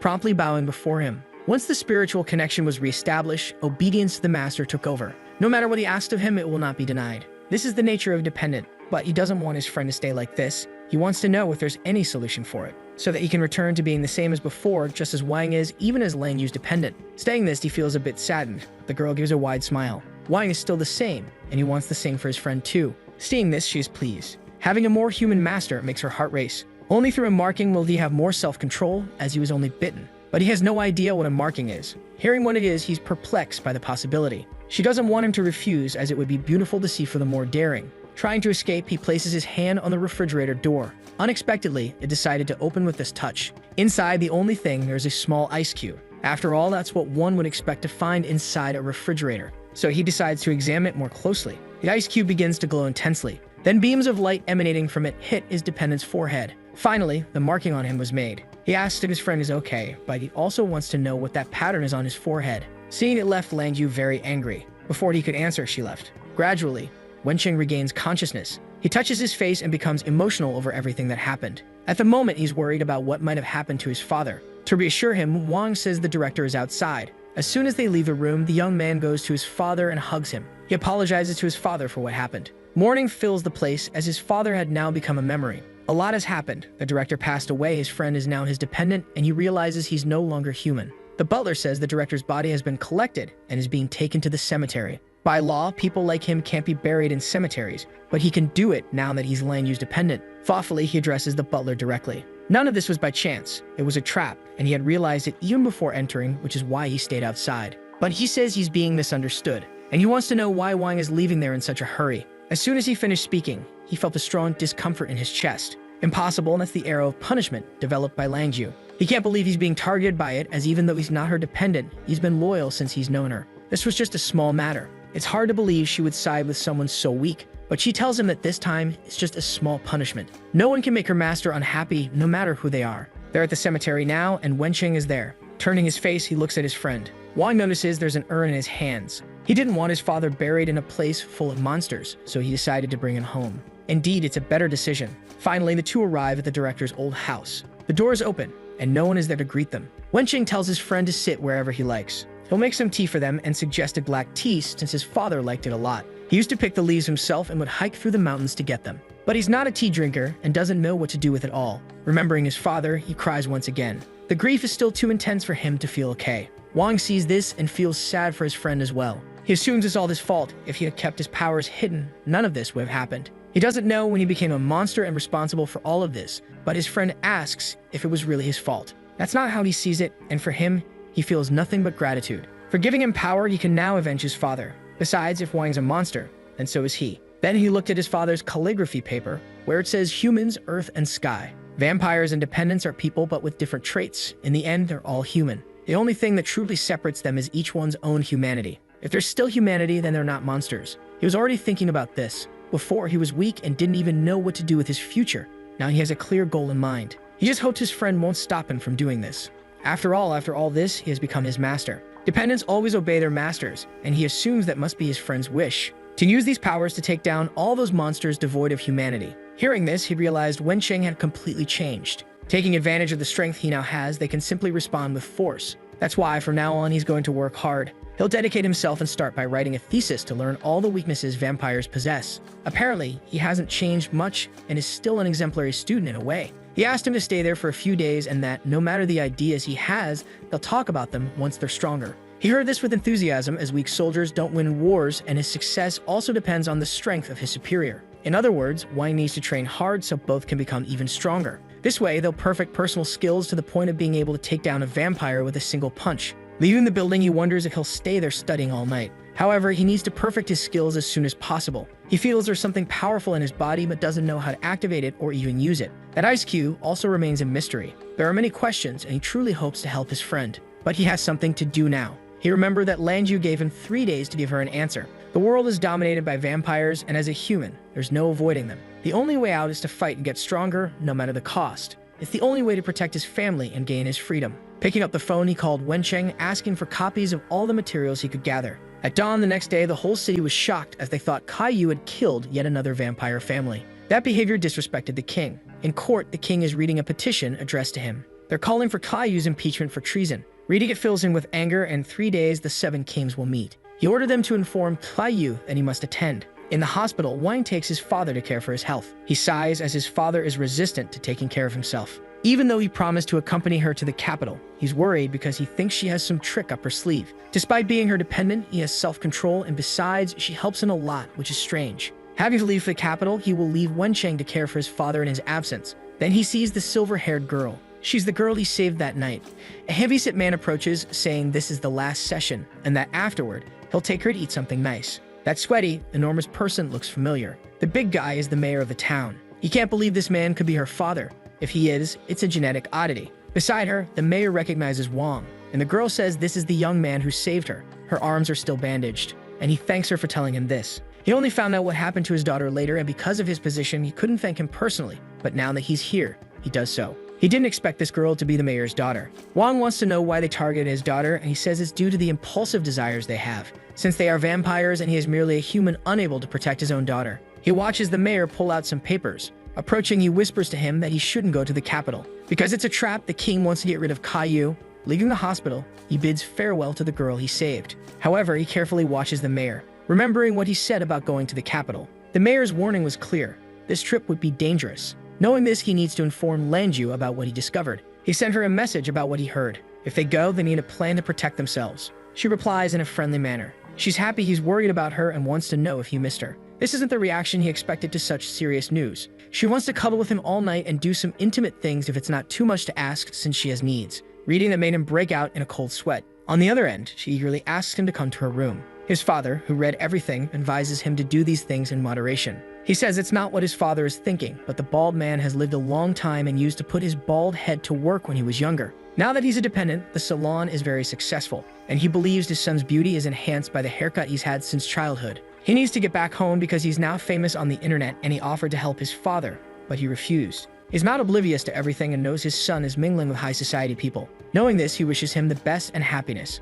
No matter what happens in the future, as his father, he'll always be waiting for him in that little shop. Happy with these words, he promises to do his best. Taking out his phone to snap a photo, he asks him for one more favor. A proof that he's his father, and along with this, he'll put childhood and teenage photos of him in the salon to boost his popularity. He'll put it in a place where everyone can see, and Wang does nothing since it makes his father happy. The truth is, his father must also be worried, and to ensure his safety, he needs to become even stronger. Lanyu didn't seem bothered by the warning. She probably already knew about it, as she's indeed a woman one shouldn't mess with. There's no way to avoid the dangers of the capital. He just wishes there was a simpler way to get stronger. Someone hands him a pamphlet advertising their martial arts gym. The young woman asks if he's interested in it, and there he goes to the Liangshan gym.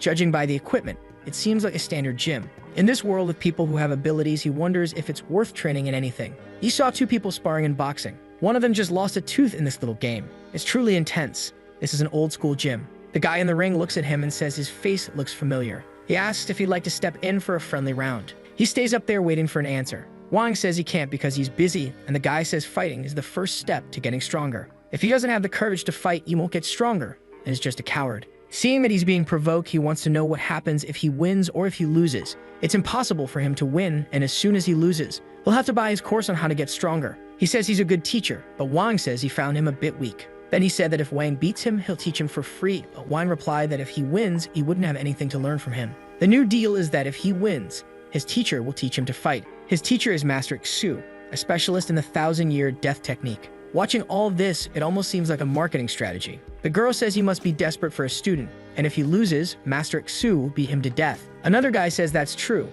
and he's been waiting in line to be taught for months, thinking that skinny guy has no potential at all. The more he listens to the people there, the more it seems he's falling for a scam. Besides, they're all humans here, and they probably aren't capable of dealing with a vampire or a dependent. Maybe the Academy's purpose is just to help people lose weight. Since he insisted so much, he's going to fight, as he's also interested in gauging their skills. But win or lose, he wants him to help him take a physical aptitude test and not charge for it. He agreed, as he thought the request was too simple, but what he really wants is to get one more student since he has so few. Finally, the two are on the ring. Wang picks up the gloves he's going to use. He doesn't know what those numbers mean. They're sensors that measure punch strength. They'll use them since the kid wants to test his physical abilities. The protective equipment is very good. Even the ring ropes are made of steel. This academy is for humans with abilities who are stronger than average people, hence the durable equipment. The girl asks them to get ready. Outside, people start cheering. Now Wang is completely focused. He managed to dodge the first punch, but his opponent pushes off with one foot.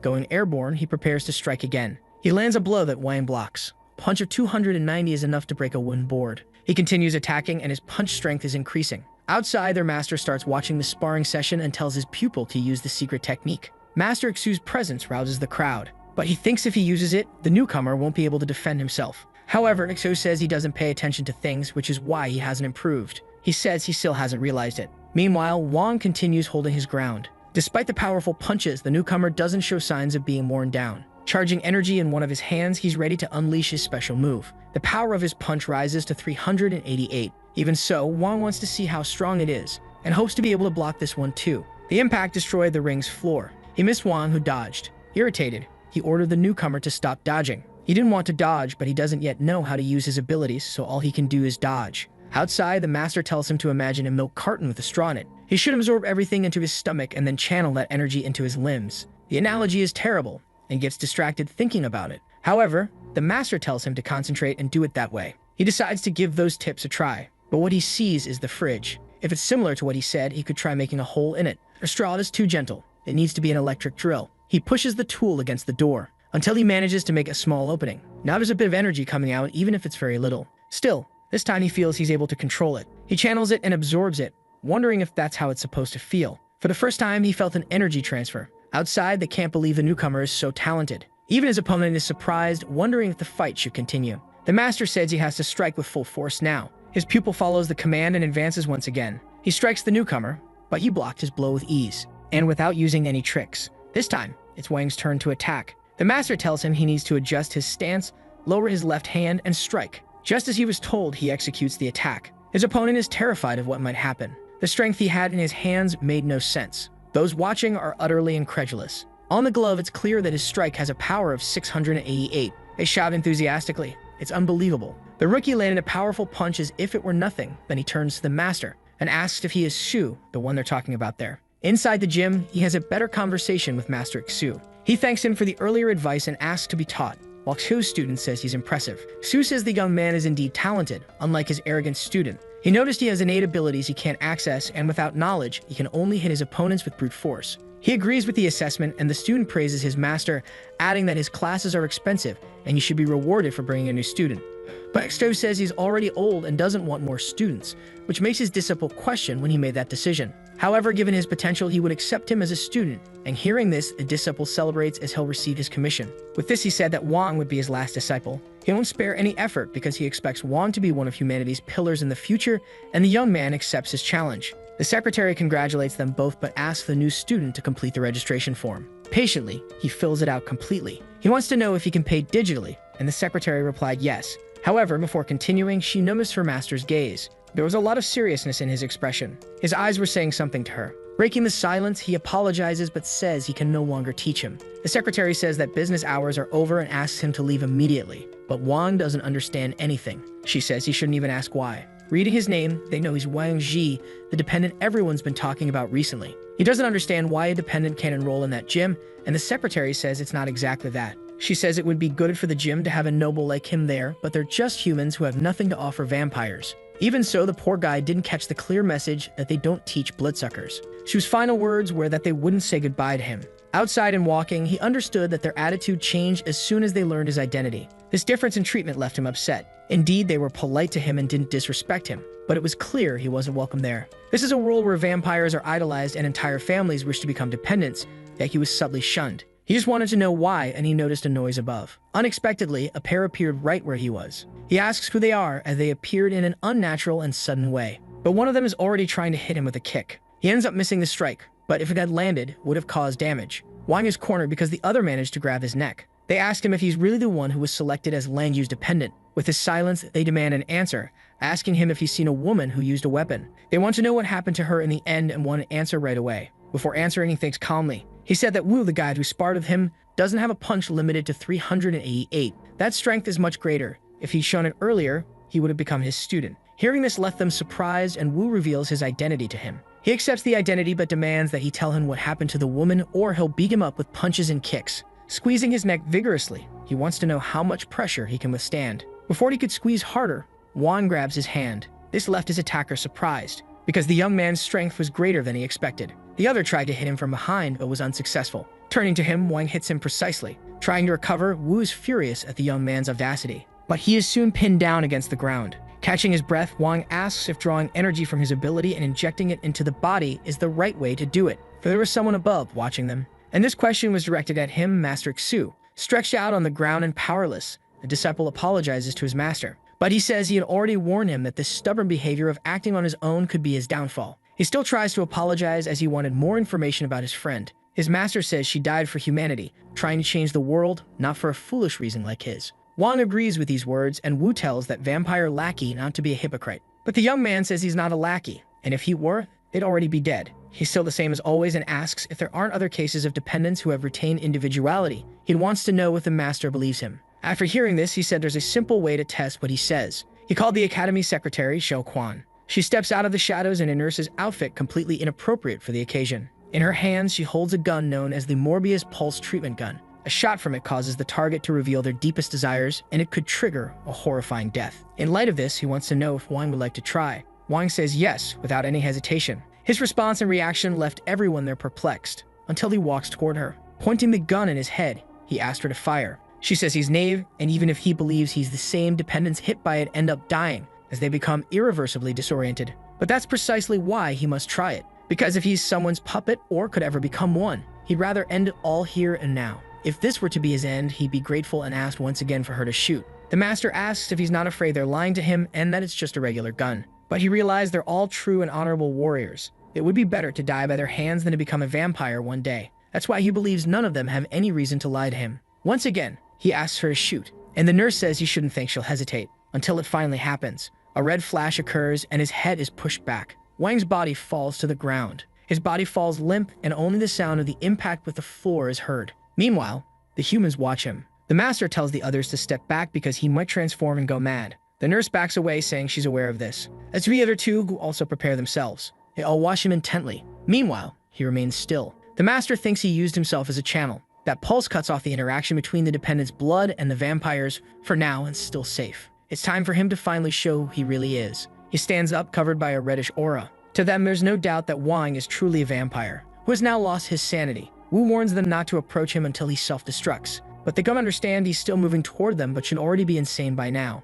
Terribly frightened by what she sees, the nurse tells the creature to stay away from her. However, he easily removes the gun from her hands. Intrigued, he asks if that's the most advanced weapon they have. It's really effective. He was senseless for a few moments and now wants to know more about this technology, because to him it seems similar to what's close to Master Xu. Still serious, he asks if Wang is okay. Wang says he's human, but the young man confronts him, saying he lost his senses for a few moments and could be a hybrid or a new species. Convinced he's proven his humanity, he wants to know if they'll now listen to what he has to say. However, just then, his phone starts ringing. The nurse says he might have a device that blocks the signal, which suspended the gun's effectiveness. The young man tells them to search his body for something like that, and he approaches him with his hands, much to Wang's displeasure. He slaps his hands away, saying he has nothing on him. From above, Xu continues watching everything deep in thought. It's Wensheng who's calling, saying he had finally found him. He says he found something on the internet about how to kill all vampires and wants his master to test it on him, leaving the humans speechless. To him, this proves he's human because no vampire would look up ways to end themselves, and Wensheng wants to access the dependent's space.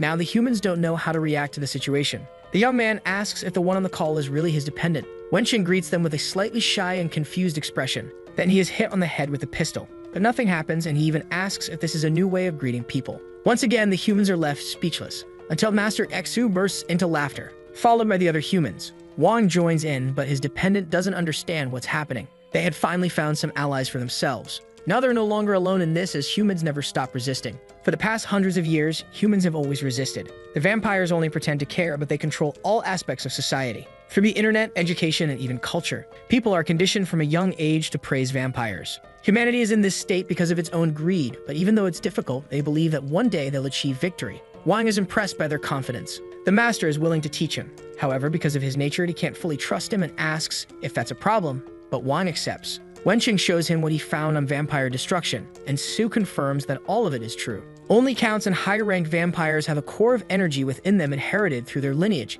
Killing a regular vampire is done in the orthodox way as if they were human, but the strongest will only cease to live if their power core is destroyed. Fortunately, there are few counts or higher ranks, as humans stand no chance against them, and they want to kill Wang's father-in-law, so they ask about the trip to the capital. Knowing that Wang is going, they want him to deliver something to a friend, but he mustn't open the box or inspect its contents. He agrees, and without wasting time, Master Xu wants to teach him to control his abilities. This makes him very happy, and Wensheng wants to know if he could learn too. Not being stopped, they both end up very happy. 3 days later, a door opens forcefully. It was finally over, and they're happy to have survived. It's wonderful, and they're finally feeling the sun's rays on their skin. Master Xu's disciples think that now they also understand what it means to be a disciple of this person. He'd only go so far with them now and advise them to train more, acknowledging that they're physically very resilient, and he unintentionally pushed them hard. They're unique with the strength of vampires, but still preserving their humanity. It's possible they're humanity's last hope. Soon it's time for them to leave for the capital. Lanju asks him to look at the photo too, but he's not willing to do so. She says they rarely take a trip, but Wang says the destination is dangerous, though she insists that her father said it would be simple. Something doesn't feel right. He's only thinking about ways to protect himself and deliver the package to that person, but Lanju wants him not to ignore her. Full of longing and needs, she hugs him. She asks if he knows why they're traveling by car and not by plane, and the answer is that they'll have more time alone in that spacious car. Getting closer with mischief, she wants to know if he's interested in testing the shocks. As soon as she places her hand on his thigh, he activates his Innocence Protector mode to 100% and screams like a fool for her to stop, and something unusual happens. He looks puzzled at what just happened. Lang Yu now has a childlike form. With tears in her eyes, she says she hates him and starts crying. He doesn't understand what's going on, and she says she needs to be comforted, but she's willing to stop crying if he kisses her. She smiles, thinking her master is funny. After transforming, he can no longer resist. Because of the master's command, it will take a few days before she can return to her original form. He had grown stronger, and she loves that. In another car, photographers notice that the car they're in is rocking, making them die of envy of Langju's dependent. In the car ahead, there's another person.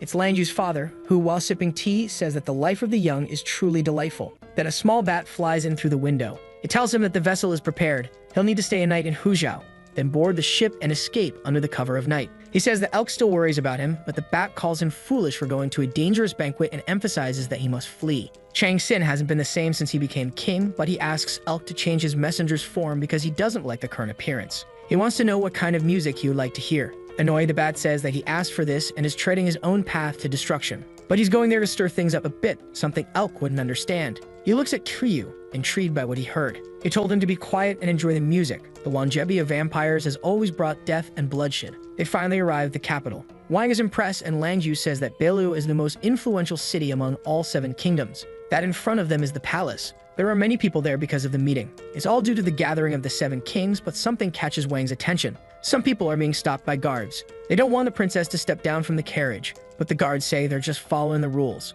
Everyone below the king must enter the palace on foot. There are no exceptions. But in their culture, unmarried women mustn't touch the ground with their feet, and for the princess, this is offensive.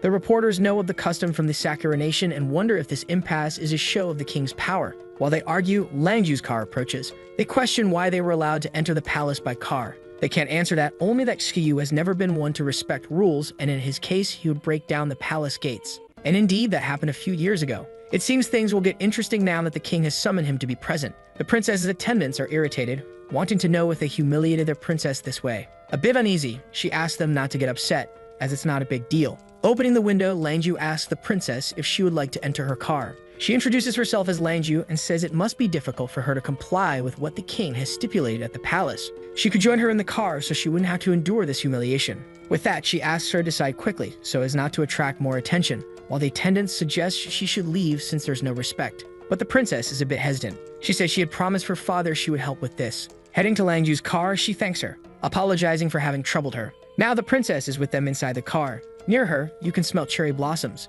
Meanwhile, Langju asks the driver to proceed to the palace. Thus, her caravan proceeds without obstacles. The reporters notice that the princess had to hitch a ride with Kyu's caravan to enter the palace. This news will make the gossip headlines, much to the displeasure of the princess' attendants. But one of them asks the other to calm down so as not to interfere with the king's plans. Maliciously, they say to let them laugh while they can because they won't be the last to laugh. Inside the car, she thanks Langju for the help she received. Then she nods to Langju. She says that if she ever needs help in the future, she shouldn't hesitate to ask. However, there's nothing she would request from the princess. She asked if she already knew her companion. The princess asks if he's her dependent as he seems weak and vulnerable. She apologizes for her words, but in her nation, dependents aren't usually so weak and are generally commoners. She says that indeed he seems weak, as they have different preferences. In her case, she prefers to nurture and develop her dependent. Wine felt like a pet as she spoke about the satisfaction of raising a dependent to become stronger. After hearing what she said, the princess says she understands her point. Since she's training him, she has a request to make of Princess Kyoheim regarding the spirit of the Sekura she possesses. This surprises the young woman. Langyu says that scent is very desirable. She wouldn't offer it as she's reluctant, but she knows that young women from her country always carry incense with them. That's why they don't step on the ground to avoid contaminating the aroma, which besides containing power, helps to clear the mind. It maintains beauty and aids with personal training. This is why those who marry women from her nation are greatly envied. One of the reasons why women from there are treated as mere gifts, and the princess wonders if that will be her fate as well. She thinks of her father's image. Soon her Sekura spirit will be damaged, giving part of this essence to a kind person. It wouldn't be a problem. That's what she's thinking now. Langyu addresses the princess once more. In turn, she extends her hand in agreement. She begins to release the characteristic aroma inside the car. Wan notices that the smell is much stronger, and his mind feels much more refreshed. That is the essence of the Sekura spirit. A small petal forms in her hand. Then she asks them to accept it. It floats over to rest in Wang's hands. Asking him to keep it safe, Langyu thanks the princess for what she has done. Looking at her, the young man notices something. It's as if the princess has a deep sadness within her. Approaching him, she says the fragrance is alluring and wants to know if he's interested in other things. In any case, he would become stronger with her essence, and it's not impossible for him to acquire it, as Langyu will help him. Outside the palace, many people are gathered. Count Kiyuv has finally arrived and is going to enter the main hall. Behind him are his daughter and her dependent. The bat tries to warn him incessantly not to enter, but he merely brushes it aside, ignoring its warnings.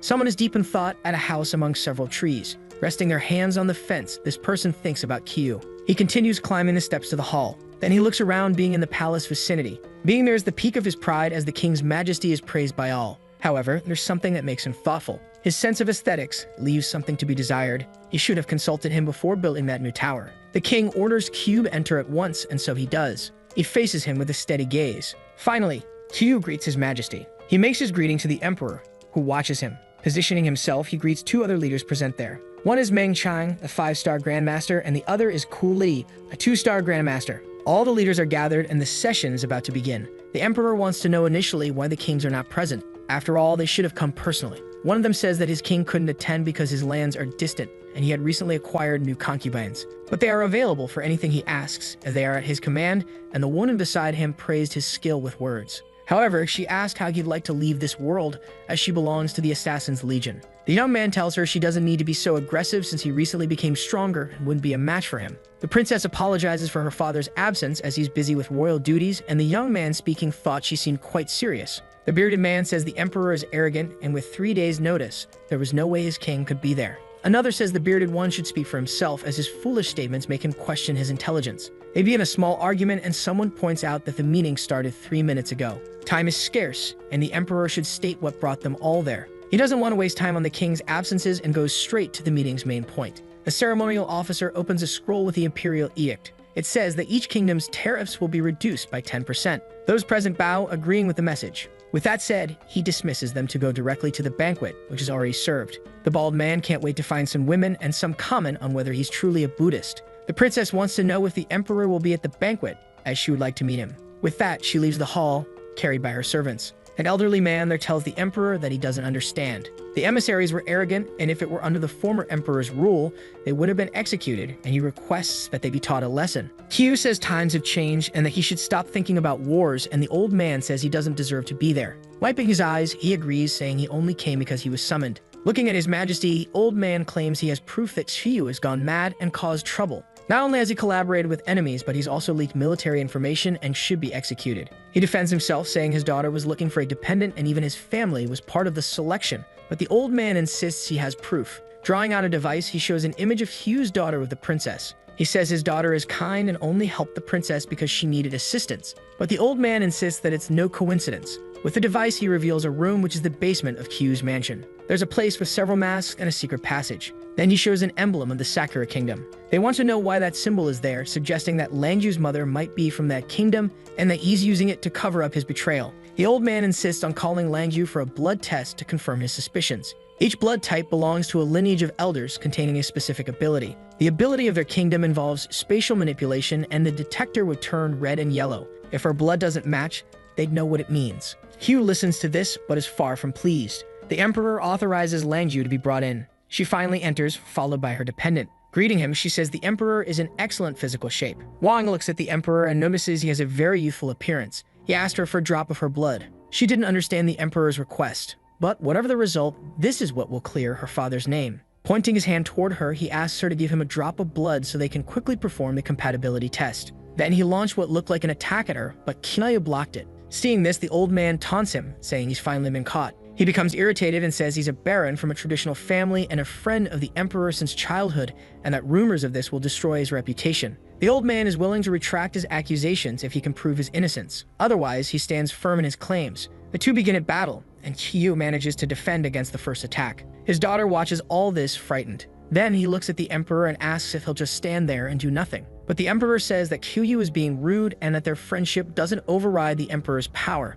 and that he should hand over his daughter's blood. Finally, he realizes the emperor knew all along. With a defiant smile on his face, he says it's happening. He forms an entity of red energy around Langju and her dependent, telling them to go quickly. After that, a barrier seals them outside. Meanwhile, Qiyu continues fighting. Langju walks away, reluctant about what might have happened to her father. A very skilled elder makes a gesture with his hands. With it, he manages to wound her slightly, drawing blood from her wound. Now they have the drop they needed. Qiyu remains furious at what's happening. The elders say he's full of arrogance and isn't strong enough to resist the two of them. He looks at the emperor and says he'll ask one more time if he values the brotherhood they share. His response is that an emperor must be ruthless and unyielding. Concentrating his power, he doesn't question it, but he says that his years of popularity will end now. The elders want to know what kind of threat that is. He wants to know if, after being defeated by him, the two of them will still present themselves as the emperor's shield and sword. The first one advances to attack him, but Qiyu says he'll show him what true aesthetics are. He asks if the old man knows why he wears masks. Some wear them to hide their faces, but he doesn't mind wearing one and doesn't care to be among them. Love and hate, everything is shaped according to how he feels. That's his aesthetic. The elders observe him and realize he's stronger than he appears. This forces them to defend against his attack. Qiyu is definitely beyond a challenger level. He's a master challenger above the diamond class. The hierarchy is diamond, master, grandmaster, and top. Still, they are confident that as two grandmasters, he won't stand a chance. But Qiyu uses a bloodlust technique, burning his soul. The sky changed color, turning red. He had leveled up once again, reaching grandmaster status. In a rush to end the fight, the elder attacks him with spiritual tigers. An intense sequence of explosions begins. This took a lot out of him, leaving him injured from the effort, and he asked Grandmaster Qiyu if he intended to betray his country. Ignoring him, he asked the emperor if there was any chance they could fight, and if so, then it should be to the death. The emperor asks if he knows what he's talking about. Old kings die at the hands of the new. He knows he's no match for him, but if he were to choose, he'd prefer to die by the hands of his former friend. If that's what he desires, so be it. On the ground, people want to know what's happening, as the emperor is taking action. It seems that Baron Qiyu has challenged him. This is unbelievable. An elder says it's a disgrace and that the Baron's actions will bring ruin to the country. He will forever be the sinner of the Eastern Kingdom, and the crowd begins calling for his execution. However, all he thinks is that the place is too noisy. Looking at the emperor, he says he doesn't need to try so hard. All he wants now is to punch him in the face, but his fist doesn't reach him as it's stopped by a protective barrier. The impact reverberates across the scarlet sky. The shockwave is overwhelming. Once again, they are at it. He's been trying to break this barrier since they were children. Only the royal family of the Eastern Kingdom can create it. The Emperor tells him to stop as he belongs to one of the 7 original bloodlines with 10 layers of protection around him. The blows are pointless. Clenching his fists, Kyu says that even powerful skills consume energy. He can burn everything and tells him not to be so arrogant, saying this as he buries his fist in his face. Those watching the fight could hardly believe it. The Emperor's face is now bruised. He says if Kyu does this, things will get more complicated. But it can't get worse than this anyway. The look on his face now pleases him. Before he could react, the Emperor had cut off his arm. This technique separates space with small portals. Now this would be the end of Kyu. After forming a portal, a succession of impacts occurs and blood rains down to the ground. With that, Kyu is gone forever, declares the Emperor. He orders that all of Hyu's blood relatives be hunted down, that the blood purity of all below challenger rank be checked, and that traitors be executed. As blood rains down, his subjects obey his commands. In unison, they salute the Emperor, wishing him long and prosperous life. Nearby, one from the assassin's clan watches everything. She finds it all wonderful, and the bald man wants to know if that's all she has to say. Kyu had been obliterated, and now the kingdom's purge had begun. But this was the first time he had fought in front of the people since ascending to the throne. His ability is truly intriguing. But they agree that this kingdom isn't as strong as it once was, and both are already preparing their armies. Hyu's death acted as a trigger, though the bearded man, busy drinking, seemed unaffected. A trigger for a new world order. The era of peace was over. The princess learned the dinner had been cancelled, but she still wants to see the Emperor, although he sent word that he is unavailable. They went to her chambers, asking her to cooperate with the searches. She says they have nothing to do with this and that they should check on others, but the guard says they took advantage of the chaos and escaped, and only she remained there. The Sakura Kingdom deserves special treatment. He apologizes for the intrusion, but the princess reiterates that she has something to fulfill at her father's request. She needs to find a way to stay there and become the Emperor's wife. The child would secure their future in the coming war. If she doesn't accomplish this, she shouldn't return to the Sakura Kingdom. Unable to meet with the Emperor, she doesn't know what to do there. Then, she remembered her Sakura spirit. She can feel it. It's somewhere nearby. It must be the small sample she gave to Lan Yu's dependent. The Baron has been killed, and now they are searching for his daughter, but it's possible they are still nearby. Those soldiers are there searching for them. She doesn't know what she should do. She's unsure whether to reveal where they are, but knows it would bring her closer to the Emperor. Maybe she could actually get a moment with him and fulfill the mission her father gave her. Before she could say anything, the guards were already leaving, but she started to react. One of them asked what it was, but she was at a loss for words. They said the Emperor's order was for her to leave the kingdom by sunset the following day, and her attendants claimed it was an offense to them. Thoughtful, she asked them to take her to bathe because the next day, she would do everything necessary. When they arrived, she asked her attendants to leave as she wanted to be alone, and they found this behavior odd. Gradually, she began to remove her clothing. Immersing herself in the water, she sensed that the fragrance was coming from there and was getting closer, until she found the source, which seemed to come from a shell. As she approached it, red tentacles attempted to wrap around her. Now she was immobilized by them. It was Lan Yu with her hair.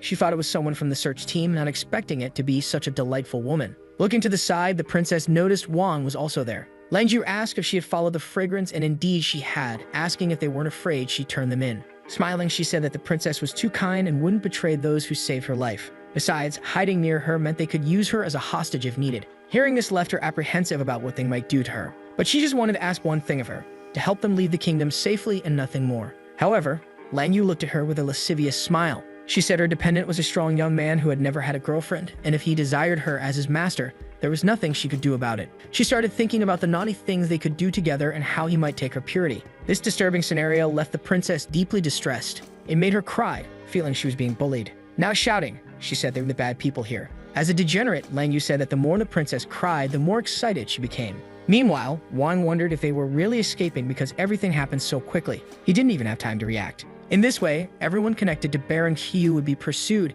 and he wanted to know if his father and friend would be okay through all this. Lan Yu reassured him, saying that blood relatives were the real targets and companions wouldn't be immediate targets for reprisals. He thought that Master Xu could protect his father and Wenqing could take care of himself. He just hoped everyone would be safe. Now the one in most danger was him, as they needed to leave there safely. As he thought about it, he noticed the princess hadn't stopped crying. He asked Lan Yu why she wasn't mourning what happened to her father. She said she already knew what was going to happen. She has no family now, and he's the only one who shares her blood. This made her realize how close they were. Changing her tone, she wanted to be even closer to him and wanted to share the princess with him for lustful acts. This proposal left him petrified. The princess is leaving the palace with her caravan. After causing a scene, some wonder how the emperor allowed her to leave, as she should have been imprisoned. After all, rumors are spreading that the traitor Kyu was close to the Sakura Kingdom's royalty. Before they leave the palace, a guard commands them to stop. The servants remark on the persistent lack of respect, asking if this is yet another routine inspection. However, this is a gift from the emperor, as if it were a farewell from him, and the gift should be received by the princess herself. Inside her carriage, she thinks for a moment before responding. Gradually, she removes the veil covering her. Taking the gift in her hands, she thanks His Majesty for the present. Thus, they proceed, and on her lap sits a small Langyu disguised as a dwarf. The guards observe the caravan closely. The box was placed right in front of the princess. Finally, they pass through the palace walls. Meanwhile, they think that this time they were very close to misfortune. Wang, disguised as one of the servants, thinks relieved that they were lucky not to be thoroughly checked. But Langyu says they did check. That gift is a detector. As they have a drop of her blood, she considers the possibility that a sample of it is inside the box. If it detects a similar genetic sample, it will certainly activate. Wang wonders why it's still inert if it's a detector. Smiling, she says the answer to that is a secret. She explains it's the Sakura spirit of the princess, telling her not to touch the box as it's a gift for her father. Since Wang is her master and carries part of this spirit, it's easy for Langyu to alter her trace and avoid detection. But this is only possible because her master is strong. She even wonders what his rank is, as he possesses all the skills that made assimilating the spirit easier. The princess says they're nearing the border and hopes they'll keep their word, but Langyu reassures her, for it's now that they'll see the true spotlight. There will be a battle just ahead, before they leave this kingdom. The princess doesn't understand, and Langyu says she is the real target, but the poor thing doesn't realize. Since they want to continue the war, someone needs to die. Finally, the assassins have arrived. There are only 2 masters in the caravan. They think the job will be easy, as the princess's battle skills are comparable to those of a child. The assassins approached stealthily. One of them manages to attack some in the caravan. Those who weren't attacked react, saying the princess should be protected. Knowing she's under attack, the princess prepares to defend herself. However, one of the assassins is already before her, saying it's a waste of time. She ends up injured and asks who her attackers are. Without answering, he only laments that such a delicious one must die. Soon Langyu reveals herself and defends the princess, eager to show them what true regret feels like. Immediately, the 2 felt the weight in their pants, as this wasn't in the plan. Being the saddest she is, Langyu asks them not to rush, as she wants to savor their suffering. Stating she's been recognized, she felt like a pseudo-celebrity, but they want to finish her off quickly. They decided to split their attack.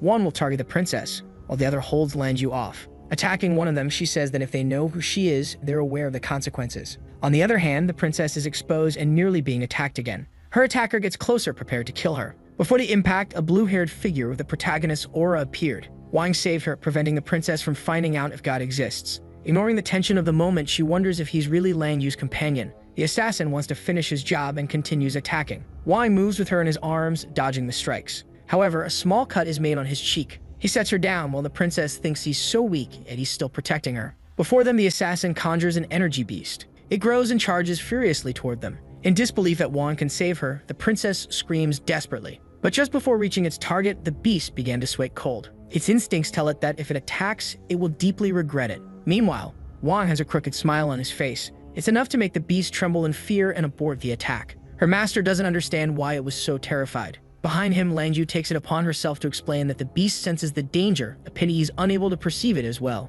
He looks back, trying to react, but in vain. With both guards down, the servants ask what they should do now. There are no more guards alive. They don't know if they can reach the Sakura Kingdom in this way. Comforting them, Langyu says she used to enjoy traveling when she was younger and knows some secret routes. The princess just needs to trust them. One servant suggests that the princess hand over the fugitives to win the emperor's favor.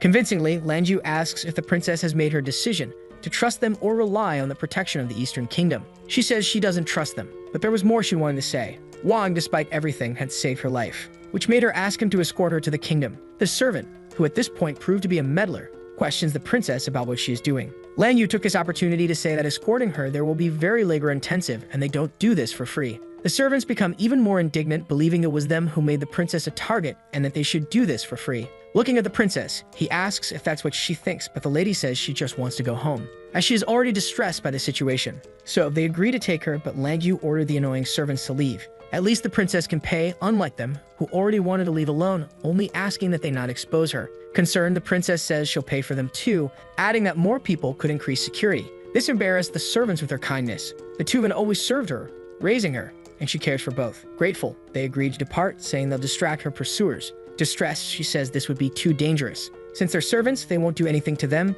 and they plan to mislead them by leaving false trails, so they bid her farewell. Reluctantly, she agrees but asks them to stay safe. Langyu says this is the most weepy relative she's ever seen in her life. The princess told her to shut up, while Langyu wants to know what Wang thinks about it. To him, something seems off. It all feels very suspicious. His servant shares the same opinion. Across a desert, the princess's servants continue alone. There they should be safe, and they're going to use a communication crystal to speak with the Lord. They place their hands toward the artifact. A red light begins to emanate from it, until the image of someone appears in the air. The man says this is a one-time use, expensive artifact that cannot be traced, and if it's not an emergency, he will kill them. Addressing Takuren, they ask him to listen, then report the situation. Wrapping up the summary, they want to know what to do next. Since the plan failed, he orders them to kill the princess at all costs. She cannot return to the palace. Only after her death will the king's plan to go to war gain strength. So the two servants accept Takuren's orders. Disappearing, he told them to hurry. They don't know what to do now, as using a signal flare that would be very risky. They are willing to return to the princess. If she isn't dead yet, she'll be destroyed by them. Then one of them pulls out a signaling instrument, but is immediately cut. Lenju asks if they're setting off fireworks. She could know they were going to do something romantic alone. If she had known, she would have joined them in lasciviousness. Behind her, the princess stands, unable to believe what she just heard. She cries with genuine sadness because they grew up together. But they say they are loyal only to the king and Lord Takuren,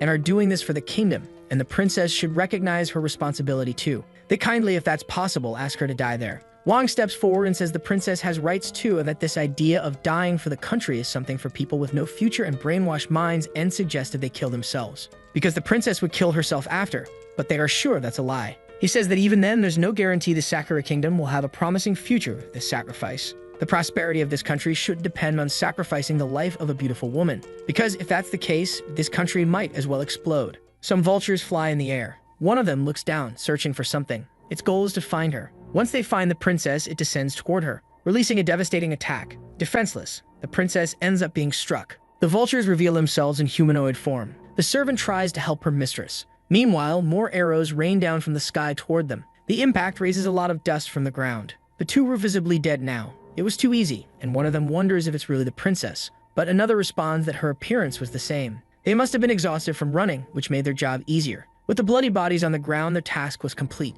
All that remained was a photo of her body. The siege on the Eastern Kingdom is now inevitable. With their departure, silence fills the desert. A small shell at the base of a tree is glowing. Out come the princess, Wang, and Langju, and now everyone believes Kiyohime is dead. It won't be hard for them to travel to the Sakura Kingdom in disguise. That mask from Kiyu was one of her father's treasures. It melts into the skin and cannot be detected. Now the princess will have to double the payment, as that was a valuable artifact. She wonders if she feels any regret over what happened. But they are both traitors, so she should be mourning. Wang asks her to go easy, but Langyu points out that even without knowing her, he agreed to the destruction of Sakura. On her way out, she told the soft-hearted ones to rest, as she was going for a stroll. Looking at the princess, Wang asked her to ignore Langyu's words, though he didn't know how to comfort her now. He wants to thank her for the Sakura spirit, and Kiyohime says she's not as strong as he is and unable to protect herself. Uncomfortable being close to her, he said he would leave and let her rest alone. A bit further away, he began to sleep almost immediately. The princess looks once more at that weak companion. Even so, he makes her feel safe. She should thank him in some way, and as Wang sleeps, he feels a warm comfort. It's the fragrance making him feel calmer, and that the place had become cozier. After a while, he wakes up, and as he stretches, his body cracks several times. This left him thoughtful, as he doesn't know why his body made those sounds. Not to mention, he was feeling stronger and very hungry. Setting a hearty meal before him, Langyu says it's snack time. She called Kiyohime to eat too, as she must be hungry. While Wang eats non-stop, Langyu brings even more food for them. The princess finds it curious that Langyu does things for her dependent and wonders if this is how things are in the Eastern Kingdom. Looking at the princess, she says she knows what she's thinking. It's nothing more than care. It's like taking care of a pet. This way, they create intimacy, and his loyalty increases even more. She asked if she would like to try a bit. Taking her hand, she invited her to feel what it's like. Kiyohime strokes Wang's hair and doesn't find it unpleasant, as the sensation in her hand is soft. However, he felt annoyed as he only wanted to have his breakfast in peace. Soon the news of what happened to the princess spreads. It doesn't take long for a declaration of war. It happened very quickly, making it clear that war was already desired. Even if the princess revealed herself alive, it would still be difficult to prevent the war. There's nothing they can do about it now. She was used as an instrument, and they ask her what she would like to do. Kiyohime wants to speak directly with her father about this. Langju says she's too weak and naive, probably even believes in Santa Claus. However, she's of noble descent and must have inherited at least half of his blood potential. Even so, she's weak, the weakest noblewoman Langju has ever seen, and Kiyohime says she's always been like this. Perhaps that's why they gave up on her. She wonders if things would be different if she were stronger, and Langju wants to continue the journey to Sakura. If they want to speak with her and try to prevent the war, they need to act quickly. Wang feels that she seems to know something she hasn't shared. In Kyoto, a man says they need to act fast as the armies are preparing. But one of them doesn't care about this and hopes the blood of Sakura will spill on the ground. The bald man asked the king if he's looking at photos of the princess. Indeed, he is, and said she was cute, just like her mother. Unfortunate. Crushing the photo, he became enraged as neither of them showed any of their power. He only married her because of the legend of the QB Kitsune, but that power never manifested in them. With her mother's personality, her greatest potential was to be a tool. If they held the QB's power, they could reign over the other kingdoms. However, perhaps that's just a legend. Yamada no Orochi and Great Tengu are two beasts who used to freelance in an anime that has ended. Now they work in this story. They can't wait to tear up the peace treaty and start a war. Nothing can stop them now. Picking up the shell from the ground, Lang Yu calls them to continue the journey. The princess takes timid steps on the ground. She hesitates a bit to continue. Lang Yu wants to know what's going on, but she says it's nothing. Because of the attack, she had completely forgotten. But she shouldn't be stepping on the ground with her feet. That's how she was taught. Otherwise, no man would be interested in her since, in the Sakura kingdom, men put in effort to like women. Remembering this made her burn with anger. Then she took a firm step that kicked up dust from the ground. But they didn't understand her act of protest. Regaining her composure, she asked to be called by her name, Kiyoheim. Pointing at a star, she told them to move quickly. A vast expanse of sand lay before them. They quickly proceed through the desert. Looking at Wang, Kiyoheim realized that she had entrusted that dependent with her Sakura spirit. Her heart began to race because of this. Lang Yu, who can sense lustful thoughts, wanted to know why she was blushing, but Kiyoheim said it was nothing. In his barbershop, Wang's father says he'll call the police if they stay there. But they say that since he's the father of Lang Yu's dependent, he's a traitor too. However, he says his son hasn't done anything. He's just a dependent. The oddballs who wouldn't survive the bullying at a serious school say he even put a photo of the two of them at the entrance to attract more clients. While they're inside, the glass shatters. The bald man is furious and tells them to get lost. This is what they needed. The oddballs are going to destroy his shop. And with their scrawny bodies and horrible hair, they're going to teach him a lesson. Unfortunately, the bald man is overweight and middle-aged, which would make it hard for him. But that's when Wenqing shows up to save the day. No one deserves a beating from someone who looks like that. As an enemy of unprovoked aggression, he asks them to stop. But they say this is vampire business and he shouldn't get involved. But Wenqing says they're humans. The oddballs, who are magnets for secondhand embarrassment, say that even though they're human, they love vampire aesthetics. Taking off his glasses, he said some things only a nerd would say. They didn't understand anything, but they sensed it was something that made it clear they're dumb and ugly. It doesn't take long for them to get kicked out of there with punches and violence.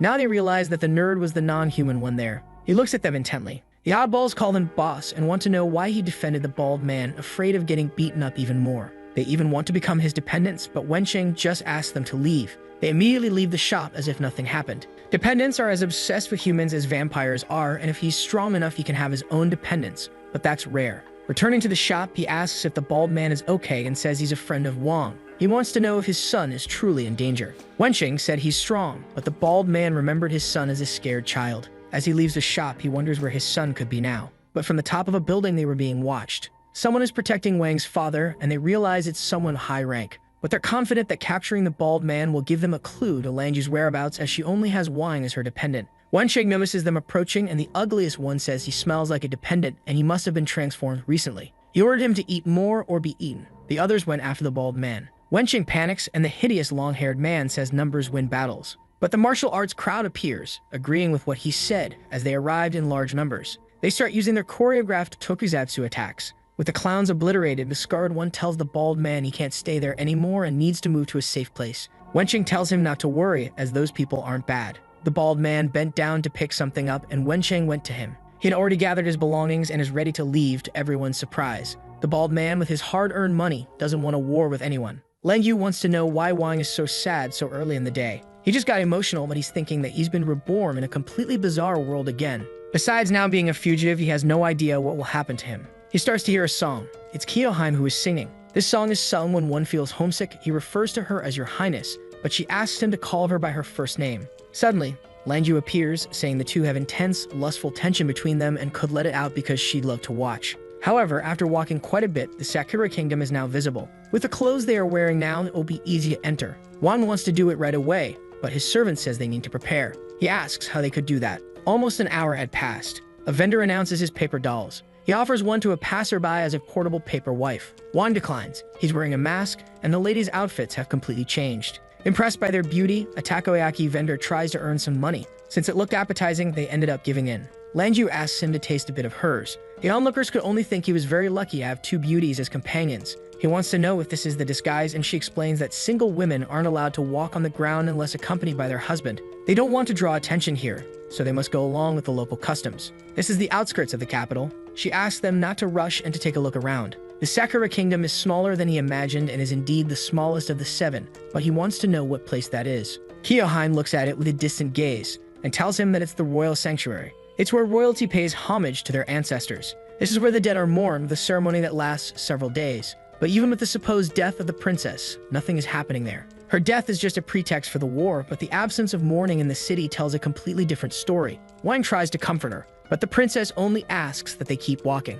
While they're there, they hear a nearby commotion. It's a man who is outraged because he's in mourning for the princess, but nothing is happening and he's being forced to leave. This is a royal sanctuary, and they should invoke her spirit since her body wasn't recovered, but the guard tells him to stop causing trouble. Kyoheim hears the man say that she was used as a tool, just as they did with her mother. The old man's belongings fly through the air as he falls to the ground. The guard says that if he continues, he'll end up dead. He gathers his fallen belongings, feeling indignant. The poor man is in mourning. Collecting photos of the princess with her mother, he feels sad to see that they're now covered in dust. Kyoheim tries to go to him, but Langyu stops her. She recognizes the old man as Grandpa Haneda, but she is warned that they must be cautious and observe more. However, they will follow him now. Back in his house, he says he failed Matsuko, for something horrible happened to the princess. In his house, there's an altar for Matsuko. For all these years, he had to watch her from afar. The only thing left to him is a small bag with hair. Now that cursed bloodline has met its end, Kyoheim realizes it's her mother's hair and smells a nostalgic scent. Thus, she begins to enter the old man's house, to Wang's surprise.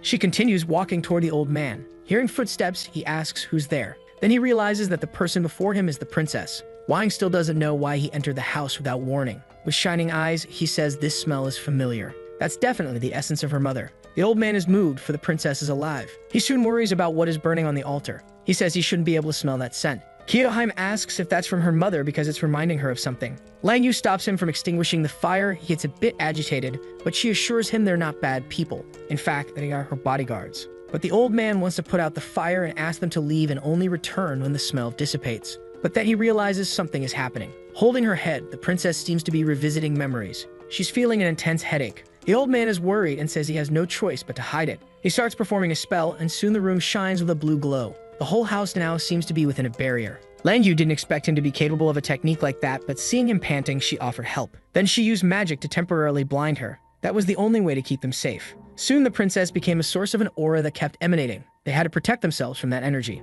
Wang ended up slightly injured, being thrown back by it. Even so, the barrier had bravely held up, until everything finally calmed down once again. In front of the altar, Kyoheim is sure the scent is familiar. Her eyes are glazed over, as if empty. Memories of her childhood and her mother come to mind, of when she played in the company of the servants, and of when her mother was taken away by force. Her mother's entire family ended up being executed. This happened because her mother was forced to awaken Kyubi, but that didn't happen. On that day, her father even tried to take her life. On the verge of something happening, her mother reacted violently. She tried to kill her husband, who was threatening their daughter's life. Because of this, she prevented something worse from happening. But her actions would have consequences, and she chose to end her own life. She now remembered her mother's body lying on the ground, as well as the shock of having seen all that. After her death, her father collected her mother's blood, and using his own technique, he suppressed her memories. He accomplished this by using the deceased's blood and touching Kyoheim's forehead. After that, all that remained were flames, which consumed the bodies of her relatives. Because of what was done to her, she had forgotten everything. Because of this, she lived her days without the psychological trauma of the event. As the heir of Kyubi, she lived in a prison of lies. Only great joys or immense remorse, as well as the feeling of rejection, serve as triggers for this power. Kyoheim's eyes glow as she writhes in pain. The old man looks on, worried. Wang also watches the princess, not knowing what's happening. Her pupils now are slits, and she finally has the power of Kyubi Kitsune. The fox aura is intensely emanating from her body. The power had awakened something that has only happened a few times over thousands of years, as it requires intense emotions. That's why the king massacred Matsuko's clan in front of her, but he didn't succeed. Now Kyoheim is furious. She was weak her whole life, and now she had awakened immense power. She has the strength the king always desired. But this isn't exactly a good thing. Out of control, she lunges at Wang to attack him, but he dodges. Langyu also managed to defend herself. This awakening requires intense trauma, so she may never regain her sanity. This will progress until she dies from fighting, but Langyu warns that she hasn't fully transformed, as she only has 2 tails. They look at her and confirm this. It's their chance to try to suppress this power.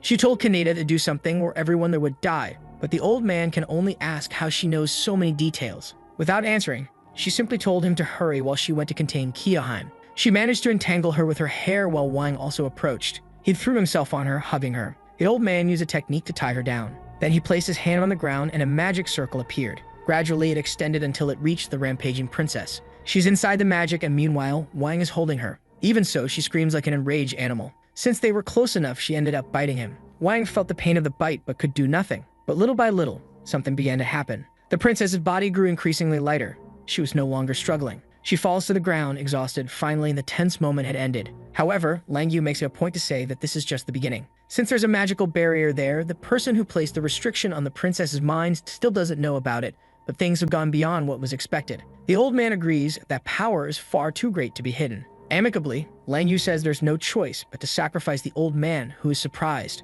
Outside, some people are already watching the house. Takura knows it's Haneda's house, who was close to Matsuko. He is only a pawn preserved by the king's mercy, who allowed him sporadic contact with the princess. But it seems he's hiding something after all this time. A strong blue aura begins to emanate from him. He's always been suspicious of the old man, who said they aren't capable of spying on him yet. Who would have thought that an innocent old man would be a master? He wants to know if all of this happened because of the princess's death. He says she should at least be given a proper wake, and since he's old, he has nothing left to lose, only society's restraints. He says that if they don't do as he says, he'll expose everything the king did in exploiting Matsuko's family. Drawing his sword, the bald man just calls him pathetic and told him to shut up already. Angry, the old man gets ready to fight. But the bald man's sword is powerful and breaks his magic. Thus, he ends up piercing the old man with his blade. With him on the ground, he orders his men to take him away. One of his men asks if he won't be killed, but the bald man says Kakashi are rare and can die later. Not to mention, he may know more things and should be taken to the Inquisition. As they take him away, he looks back.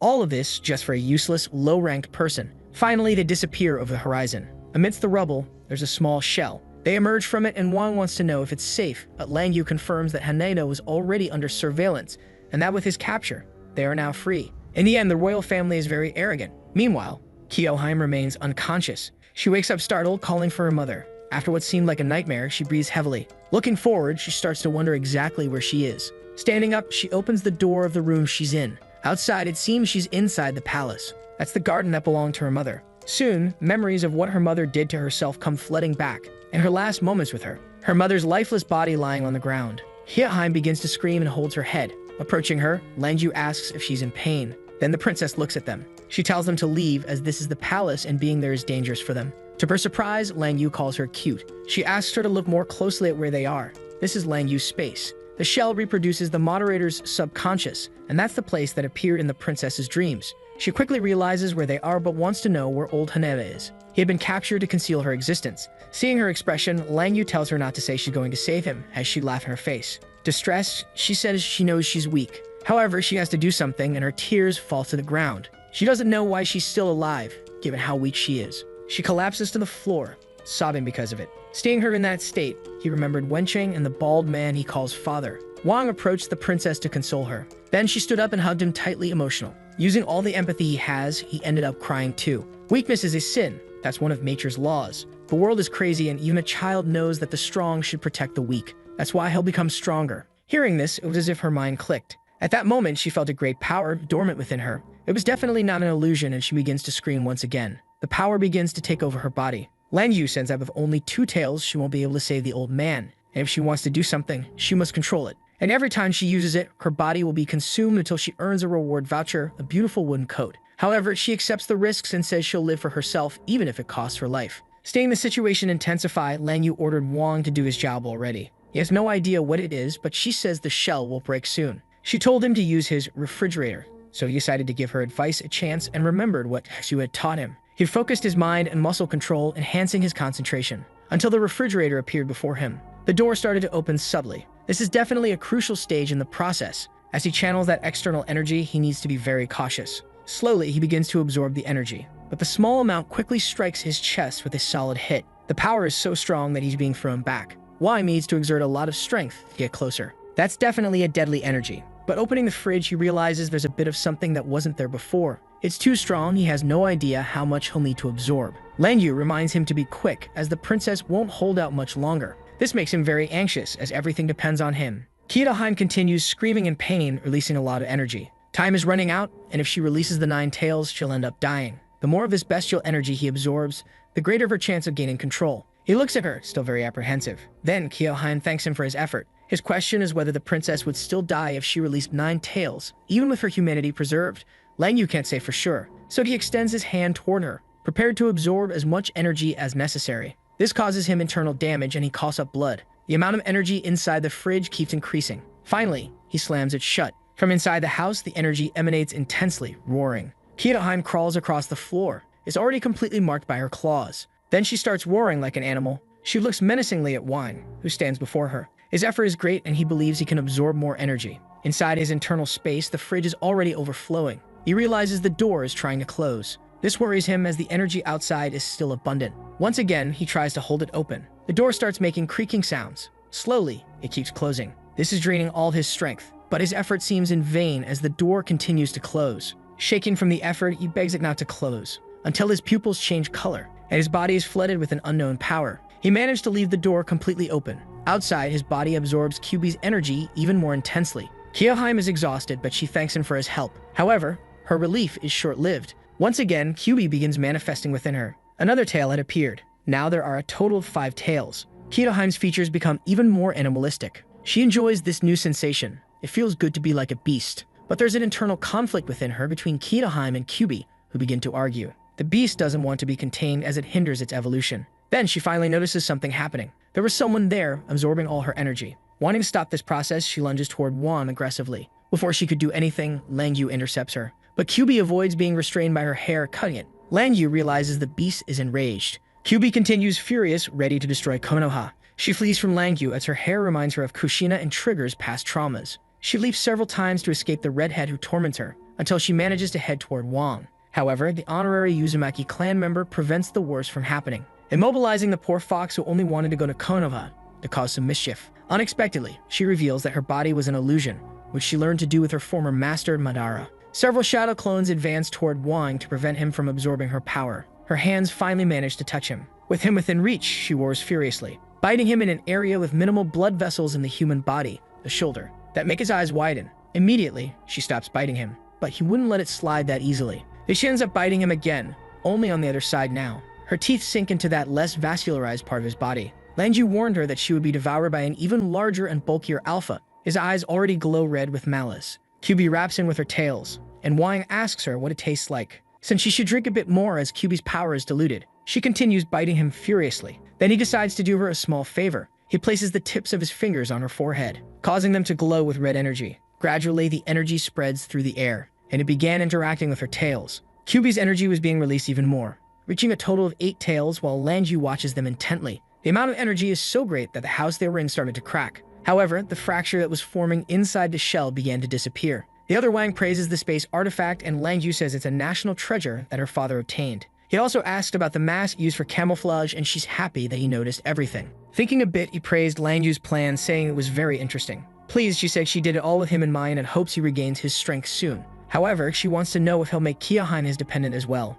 She says Kyoheim is just a wild, smelly fox. With a snap of her fingers, she made her tails disappear, saying the decision about it is his body's. As she returned to her human form, she said she enjoyed seeing him with mixed emotions. He said Lanju had done an excellent job, and she promised she'd do everything in her power to help her master, for she loves him deeply and passionately. Wan collapses, unconscious as she touches his hand to her face. In a command room, soldiers inform the commander that they're tracking Sakura's troops. They have popular support to invade the Eastern Kingdom. In the Kingdom of Sa, they have hidden troops ready to carry out assassinations and place the blame on Sakura. In Mirai, they know time for war is running out. Their missiles are prepared to obliterate 2 armies at once, Eastern and Sakura. Among the Bald Ones, they see this as an opportunity, as the war will be chaos. Meanwhile, in the Snowy Kingdom, soldiers ask the chief what they should do. But the mission is to protect the borders, as there will be opportunists in the war. They must remember the nation's motto, an eye for an eye. It's the price the bastard of the Eastern Kingdom will pay. No one will sleep that night. The full moon illuminates the night, and the emperor is in his palace, deep in thought. In the Sakura Kingdom, bald soldiers guard Takuren's mansion. He's sitting before his men. One of them reports that everything is going according to plan. They have supplies and the troops are mobilizing. Then someone arrives and says that Hanada still hasn't confessed anything. This makes the bald man very irritated. He turns back, saying he'll continue the interrogation, and the bald man tells him to return only if he has updates. The jailer approaches the old man, who is chained up. Still weak, the old man notices his approach. His torturer asks if he's ready for hell, but the old man replies that his prostate is the size of an apple. His life is already hell. Then he gouges out one of his eyes, waiting to see how tough he is. He says the old man is lucky the war is about to start, but the elder refuses to say anything. Bravely, he says they're all lackeys of the bald man and the king. Angry, the torturer prepares to kill him. The blade is nearly striking his shiny bald head, but Lanju's hair prevents it from happening. Even with only one eye left, he recognizes them. That couple had been in his home. Worried, he wants to know where the princess is. Langju says she has other matters to attend to and that they need to hurry up. They need to create some chaos in the capital. Then someone raises the alarm that an attack is underway. The bald soldiers gather, ready to capture the invaders, but they are repelled by a blue energy. They know the intruders are there for Haneda. Taking a few steps forward, he regrets the mess. Takuren had arrived with his squad of bald men. The invaders took advantage of the situation as the army is mobilized and the best men are not there. Drawing his sword, he says their efforts are pointless, as the king has been planning this for years. Then he slashes with his bald blade. Entering the building, he sees several bodies on the floor. Once inside, he realizes his prisoner is no longer there. As he's thinking, he hears a loud noise outside. He immediately vanishes and goes up, observing the situation from above. A bald vampire attacks the barrier, shattering it. Its shards fall to the ground. Watching the scene, he realizes they must no longer be there. Once again, he hears another explosion. He quickly identifies the direction of the sound, but there's something unusual about it. It's the library. He needs to hurry. Inside are strategic documents for the invasion and the war. He has been tricked. He positions himself in front of the building, preparing to use a supreme bald sword technique. Within a radius of 30 meters, the place is blocked. They have nowhere to escape now. In Langju's hands is one of the plans. The kingdom had already placed spies along the entire border. The hidden army and the beheading squad were already moving. They had planned very well. But he doesn't care, as he believes none of them will leave there alive. They taunt him, saying he's a traitor to the kingdom and should sacrifice his life out of shame. But he remains unfazed, saying he'll spit on Takuren's dead body. He doubts they can do that, but Langyu looks at him knowingly, as if it won't be a challenge for she's a master. Wang's battle level is diamond. While the old man is exhausted and missing an eye, she knows he's also worn out from what he's done. Full of swagger, he dares them to attack, saying he'll show them the fury of a man who's been bald since puberty. Even though she taunted him, she asks Wang to handle it in her place to his surprise. She wants him to wear the bald man down so she can finish him off. Besides, he had absorbed a lot of energy, so he needed an opponent to help him tap into that potential. And this bald man is the perfect choice for that, as Wang's abundant hair already leaves him completely affected. Without waiting, he charges furiously at him with his sword. The blade passed close to Wang. The blow was so intense it cut through the structure behind him. It was so close that it gave him chills, making his whole body tremble. The strength of someone at challenger level is truly immense. This time, 2 slashes are coming his way. It was too fast. What he learned from Master Xu wouldn't apply here, and he didn't know what to do. However, there was something else he learned from him besides combat movements. Strength control, and he remembered when he was exhausted, and Master Xu would still make them keep training. They are stronger than the strongest human because they're dependents. They're not supposed to be tired. It's all a matter of efficiency. Exhausted, they have no idea what the Master is talking about. Everyone uses the same fuel, but their efficiency is low. The Master can use his full potential. Interested, he wants to know how he can do this too. He told him to chew with his teeth, feel with his hair, breathe through his pores. Feel the energy touch his body and then put it where he wants it. The energy starts to burn his body and he visualizes it within the fridge. He's going to burn it completely, slamming on the accelerator. His fury grows, his fangs are fully visible, and he lets out an enraged roar. Now it's Wang who's on the offensive. The bald man didn't expect the dependent to be able to burn his energy, as that's a foolish thing for ants to do. But he was struck hard in the face. As his body flies from the impact, he tries to imagine how that could be possible. He shouldn't have been hit under any circumstance. Wang's body overflows with energy, though his arms are injured. Looking closer, the bald man understood what happened. He aimed at the escape point, but Wang advanced, finding a gap between the 2 attacks. Because of that, he only hurt his arms superficially. This simply made him feel humiliated, as now he's not only bald, but also made to look like a fool. Wang continues his relentless assault, but one of his fists is grabbed by the bald man, who twists it violently, as if wringing out a cloth. He couldn't allow his bald pride to be trampled like that. This dependent must now suffer the consequences. While holding his arm with his other hand, he's prepared to slice him completely. But Wang manages to step back slightly, making the wound superficial. Now the bald man leaps into the air and prepares to deliver a devastating blow. His rage is immense as he wants to restore his bald pride. The blade shines intensely with his energy. Wang's eyes have changed and his pupils resemble a fox's. He roars like a wild animal, heading straight for his attacker. The 2 are now on a collision course. His arm no longer injured, he plans to tear the bald man's insides out with it. A powerful explosion occurs as they clash. On the ground, Langju and the old man watch that monstrous battle. Worried, the old man says that Takuren is still alive. Langju, however, continues to watch everything intently until they finally see what happened, much to the old man's surprise. The bald man's sword had penetrated Wang, passing through him. Langju says he's only at diamond level and Takuren is 2 levels higher at challenger level. Victory was far from possible, which left the old man desperate. Now he thinks there's no more hope, but she reassures him, as she's still there. Not to mention Wang is still very much alive. Takuren grips his bald sword firmly with both hands, while Wang's hand had made contact with his abdomen. With his other hand, he grabs the sword and Takuren orders him to let go, but he knows that now the bald man is trapped. He grips the sword even tighter, saying he's good with his fists. He's not going to play around with a knife fight anymore. Now they'll have to trade punches, delivering a powerful blow to a part of the bald man's anatomy that made him writhe in pain in a nearly unfair way.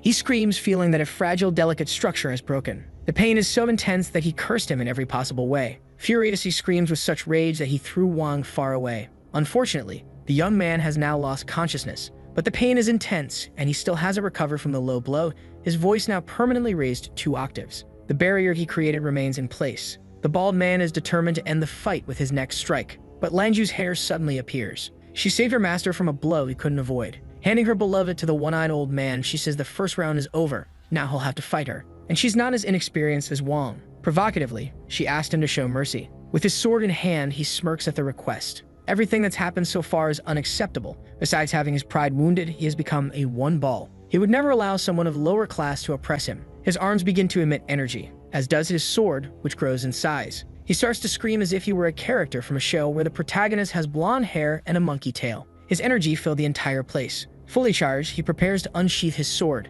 Lang Yu continues watching, unimpressed. Meanwhile, the bald man assumes an offensive and menacing stance. From above, he observes his victims. The old man warns that he's the best swordsman in the kingdom and that she doesn't stand a chance, but they need to stop him to avoid trouble for the princess. Besides, she'll only know her chances if she tries. He's a master challenger, while she's just a master, and indeed that was her level. But after the marking of passion, her power increased. Her master's mark heats up on her forehead whenever he also grows stronger. This reminded her of Wenqing and the jealousy she felt at that moment. She wants to know how strong her master really is, but she also wants to see how far she can go and has long desired an opportunity. It's her turn to try too, to get a sense of how powerful her master is. Before the bald man, she also emits her energy. Then he draws his sword before her. Pointing it upward, several beams of energy shoot toward Langju. Without any difficulty, she dodges them all as if it were just child's play. The more he attacks her, the more she effortlessly dodges without breaking a sweat. But she managed to get close to the bald man. Enraged by this, he strikes a direct blow. A slash flies through the air and is very close to her. However, her characteristic red energy quickly envelops her completely. Then he realized that his strike hadn't been effective. Langyu remains unscathed and uninjured,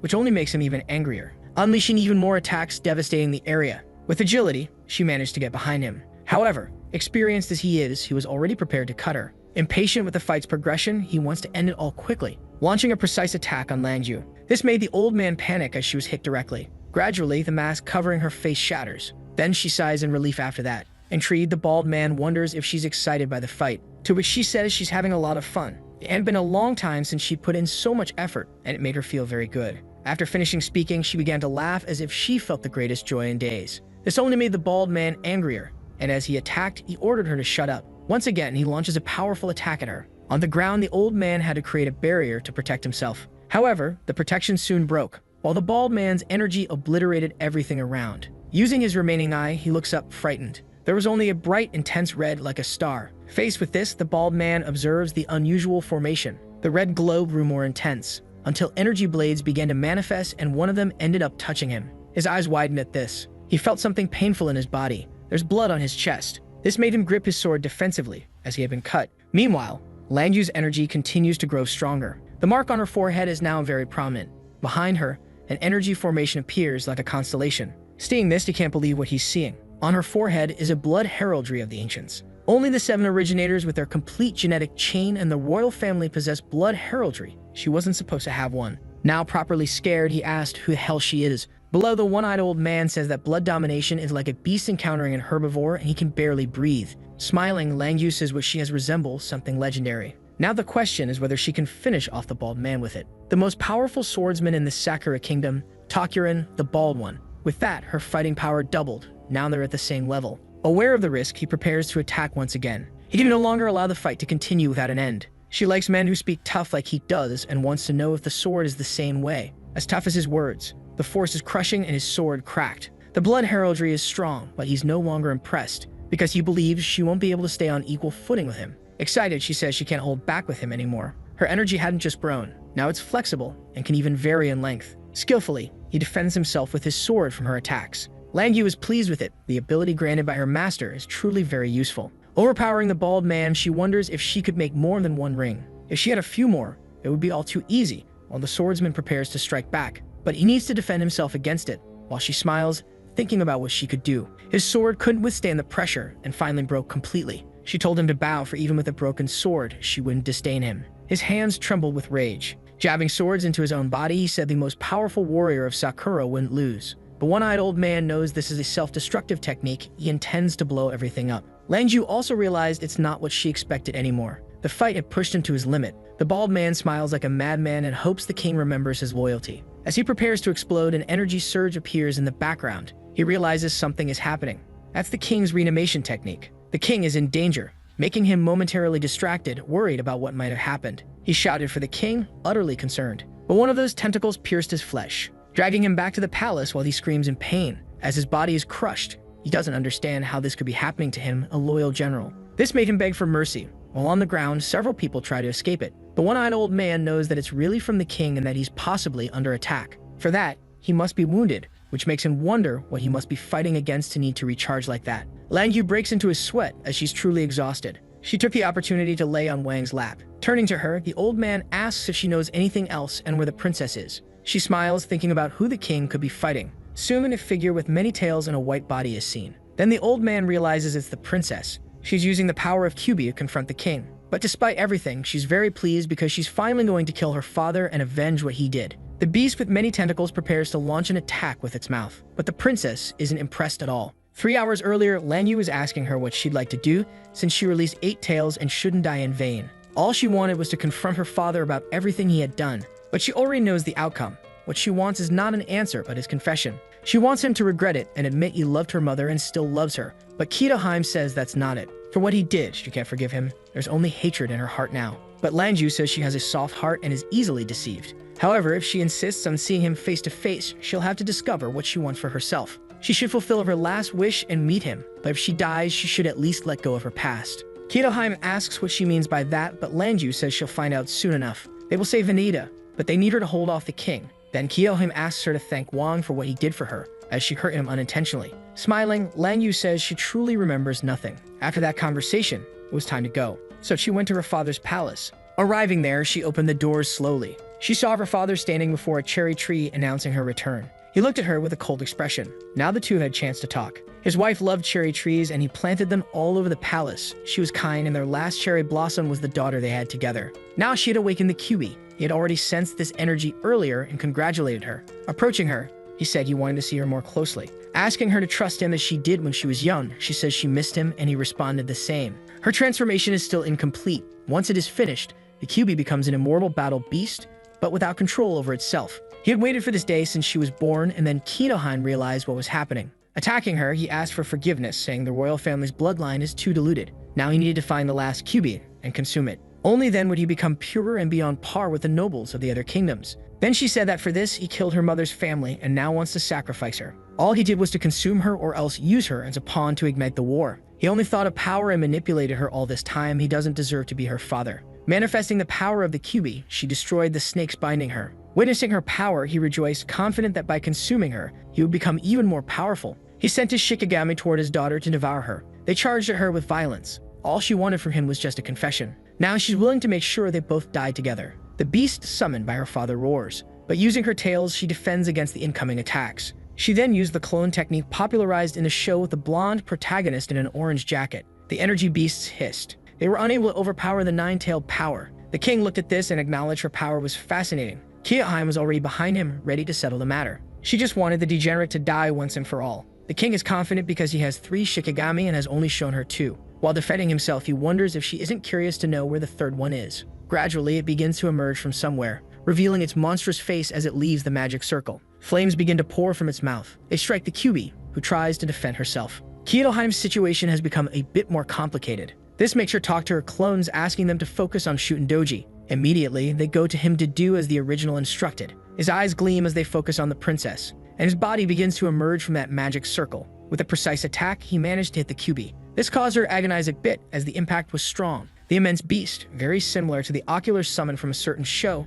continues its beating. There are no more available clones, and her father wants to know what she'll do now. If there are no more tricks, it's time for her to become food for the Shikigami. Angry, she asks the Kyubi to unleash all its power. Her body glows intensely as the 9th tail begins to appear. Now her body is fully transformed. This is the true Kyubi Kitsune. Her personality changes, and she says she loves the raw nature of humans, saying that what the king's blood lacks is humanity. The degenerate looks at her, intoxicated by her beauty. Kyubi walks through the sky as red petals begin to fall, but soon the king realizes they're not flower petals. It's blood falling from the sky. The Shikigami had been beaten. This makes the king happy because the strongest of the Shikigami is his daughter, whom he wants to consume. Looking at him, she says he's weak, yet he still wants to consume her, so he tells her not to underestimate him. He only wanted to test the strength of the Kyubi. Now it's time to show her how strong he really is. Releasing immense power, he says she doesn't have what he has. She widened her eyes at this. That's the blood heraldry that only the royal family possesses. Even if she is strong, that Kyubi power does not belong to her. Only the blood circle is absolute.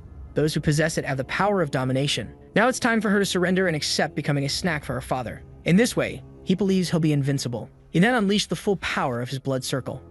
A tentacle extends from the creature, trying to absorb Kyubi, but she simply vanished. It was a shadow clone. Kyoheim realizes he's indeed strong but lacks control and will soon collapse. She just needs to wait. Now it's up to him to find her, and time is running out, which has left the king utterly enraged. Out of control, he just wants her dead now. In his fury, he started attacking his own servants, but he was intentionally devouring them to increase his own power. Kyoheim says he's pathetic, and that for everything he's done, he deserves to die. Once again, she used her clones, determined to finish him before he gets even stronger. Using her tails as weapons, she started striking him with the resentment of a child who didn't have a good father. In the face of this, the beast he had become felt the heavy barrage of blows. The old man watching it all said she had hit his vital points, and that's the full Kyubi Kitsune. It's a stunning sight, and he only wishes Matsuko were there to see it. However, she was soon hit as well. The old man knows what that purple glow is. Blood pours from Kyoheim's mouth. She was injured. The king smiles afterward, claiming he has no weak points. He had devoured enough servants, and now her strength is no match for his. He destroyed half the city, but the poor will soon multiply again. With her trapped, it was time to savor the delicacy. Nearly unconscious, Kyoheim doesn't want to let that happen. Determined to stop him, she began the self-destruction process. She turned into several peels and vanished from the king's grasp, which left him enraged. He thought he had lost his chance to ascend and immediately began to be attacked again. Throughout the city, people continue trying to escape his onslaught. Driven mad, he's determined to devour everyone because he is the king of this place. On the ground, the old man is prostrate, saddened. He can't believe the princess has left like that. Langyu has little energy left and wants to know what they can do. One of the king's hands is nearly upon them, ready to devour. Completely resigned, the old man wishes to die alongside the princess. In Wang's lap, she says it's now up to her master, who remains unconscious from having exerted himself so much. Inside his inner space, a petal begins to glow, until it changes shape, becoming a woman. It's Kyoheim who had appeared there. The Sakura spirit she gave him also contained a portion of her spirit. Now she's within Wang's internal space. Inside, she noticed there was an enormous palace, and sitting on a throne is the one she believes to be Langyu's dependent. But she realizes his aura is too intense. It can't be just a simple dependent. He is stronger than her, yet she's startled as the Kitsune had lost control. Meanwhile, Wang had approached her, and the Kitsune that was there vanished completely. Indeed, he's a monster, which made her feel afraid. He tells her that this last part of her spirit won't last long and that people are suffering for her outside. Hesitant to respond, she thinks that in the end, there's nothing she can do. Wang wants to make a proposal since he needs her strength. A bit more interested, she wants to know what she can do for him. His proposal is for her to become his dependent. This immediately embarrassed her. However, if it were that way, she'd be able to keep living. This way, she could save innocence. Without responding yet, Wang urges her, wanting to know if she has an answer. Her face is flushed and she's sweating nervously. Then she bows before him, agreeing to become his dependent. Thus, he points one of his fingers at her forehead. Immediately, a mark appears, the same one his dependents have. The old man had already given up and had lost hope, until a pink glow begins to emanate from Wang's body. Cherry blossom petals appear in the place, and they begin to move intensely. The king was incredulous at this as Kyoheim had reappeared once again. It's definitely impressive, and he's shocked that she's alive. Even so, she's nothing against his blood circle. Without another word, Kyubi charges toward the king. This time, she begins beating him mercilessly. In the blink of an eye, she initiated and concluded a painful beating session. The old man who was depressed moments ago is now cheering as if he doesn't know what sadness is. This attack left the king much weaker. However, he continues devouring people to restore himself, believing he'll soon return to full strength. Seeing this, the old man sinks back into depression, saying everyone will die and become food for the king. He believes he can't be killed because of his blood circle, so Kyoheim says that if that's the case, she'll need to eat him. Since he's truly self-centered, he can only laugh at her comment, until a fox actually starts devouring him. This unexpected outcome startles him, and if he wore underwear, he would be heavy by now. Kyoheim is much more powerful now. The king says that the challenger's blood circle will only choose the noblest host and she has no chance. He believes that with 3 Shikigami he has the advantage as she only has 1, but Kyoheim is determined. Desperately, he realizes that the blood circle has chosen her. Now, she is utterly devastating. Once again, the old man's mood changes, leaving his depression as he realizes she absorbed the king's blood circle. The Shikigami bow before her, wishing the queen a long life. This makes the king even more desperate, as he has nothing left. Finally, it's all over as she thinks her master's power far surpasses her father's, and she wonders who he truly is. Discontented, the king says he won't lose, but all he got was another round of punishment. His body explodes in the air afterward. Several cherry blossom petals drift toward him. The living citizens realize that the princess has emerged victorious, defeating one of the 7 kings. Things were returning to normal now. The princess was restoring power to the people. In an act of gratitude, they bow before her. The old man realizes she had done the impossible, uniting the 4 Shikigami. She hovers in the air with them surrounding her, using the power of the Kyuubi. Completely moved, the old man believes that Matsuko can finally rest in peace. She continues floating above the city. While on the ground, people wish the queen a long life. They repeat the same words in unison as she stands on the rooftop. With Takuren dead, she orders one of the servants that the attack on the Eastern Kingdom be immediately suspended. They immediately use the communication crystal. The message is passed to the general, instructing the troops to stop advancing. He says he has no queen and only takes orders from the king, so the messenger tells him the king is dead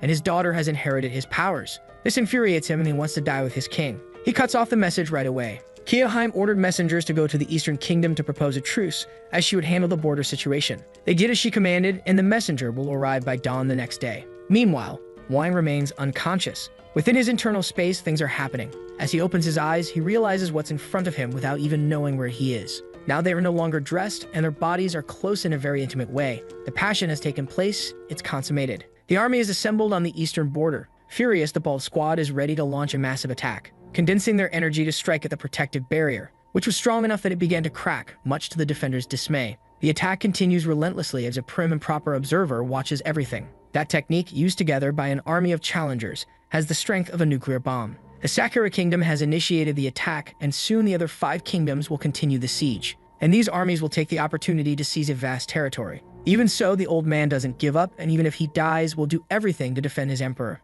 Meanwhile, important people on the battlefield are observing everything. The assassin smiles at this because she wants to see how long they'll be able to hold out. The old man does his best to keep resisting, until a massive explosion occurs, causing him to be thrown far away. The barrier's attack was intercepted, creating that huge shock. He even thinks it was the emperor who did it. The land is devastated, and the bald army is scattered, making them wonder who did this. Everyone is shocked by the strength of whoever blocked the bald squad's attack, because this person must be incredibly strong. Standing there is a masked man very similar to Wang. Of all possible outcomes, this is the most absurd for those who saw the scene. The old man immediately realized that this is Langyu's dependent. He felt superpowers growing within him, and with him is the Kyuubi Kitsune. The man with glasses recognizes the princess of the Sakura Kingdom and has no idea how she's still alive. She rises in the sky and the general recognizes her, but he also thought the princess was dead. This is a surprise for everyone as the princess's aura is incredibly powerful. On the wall, the old man is still stuck on the thought that a dependent shouldn't have all this power. She says the king has perished and that she is now the queen, ordering the bald squad to retreat, but the general responds that he only serves the king. They will stand by him until death and won't change their alignment. From above, she observes them as if they were ants. Since that's the situation, she will let them demonstrate their loyalty. Using her power, she begins to make their bodies levitate. The bald monk is caught in the crossfire and can't move.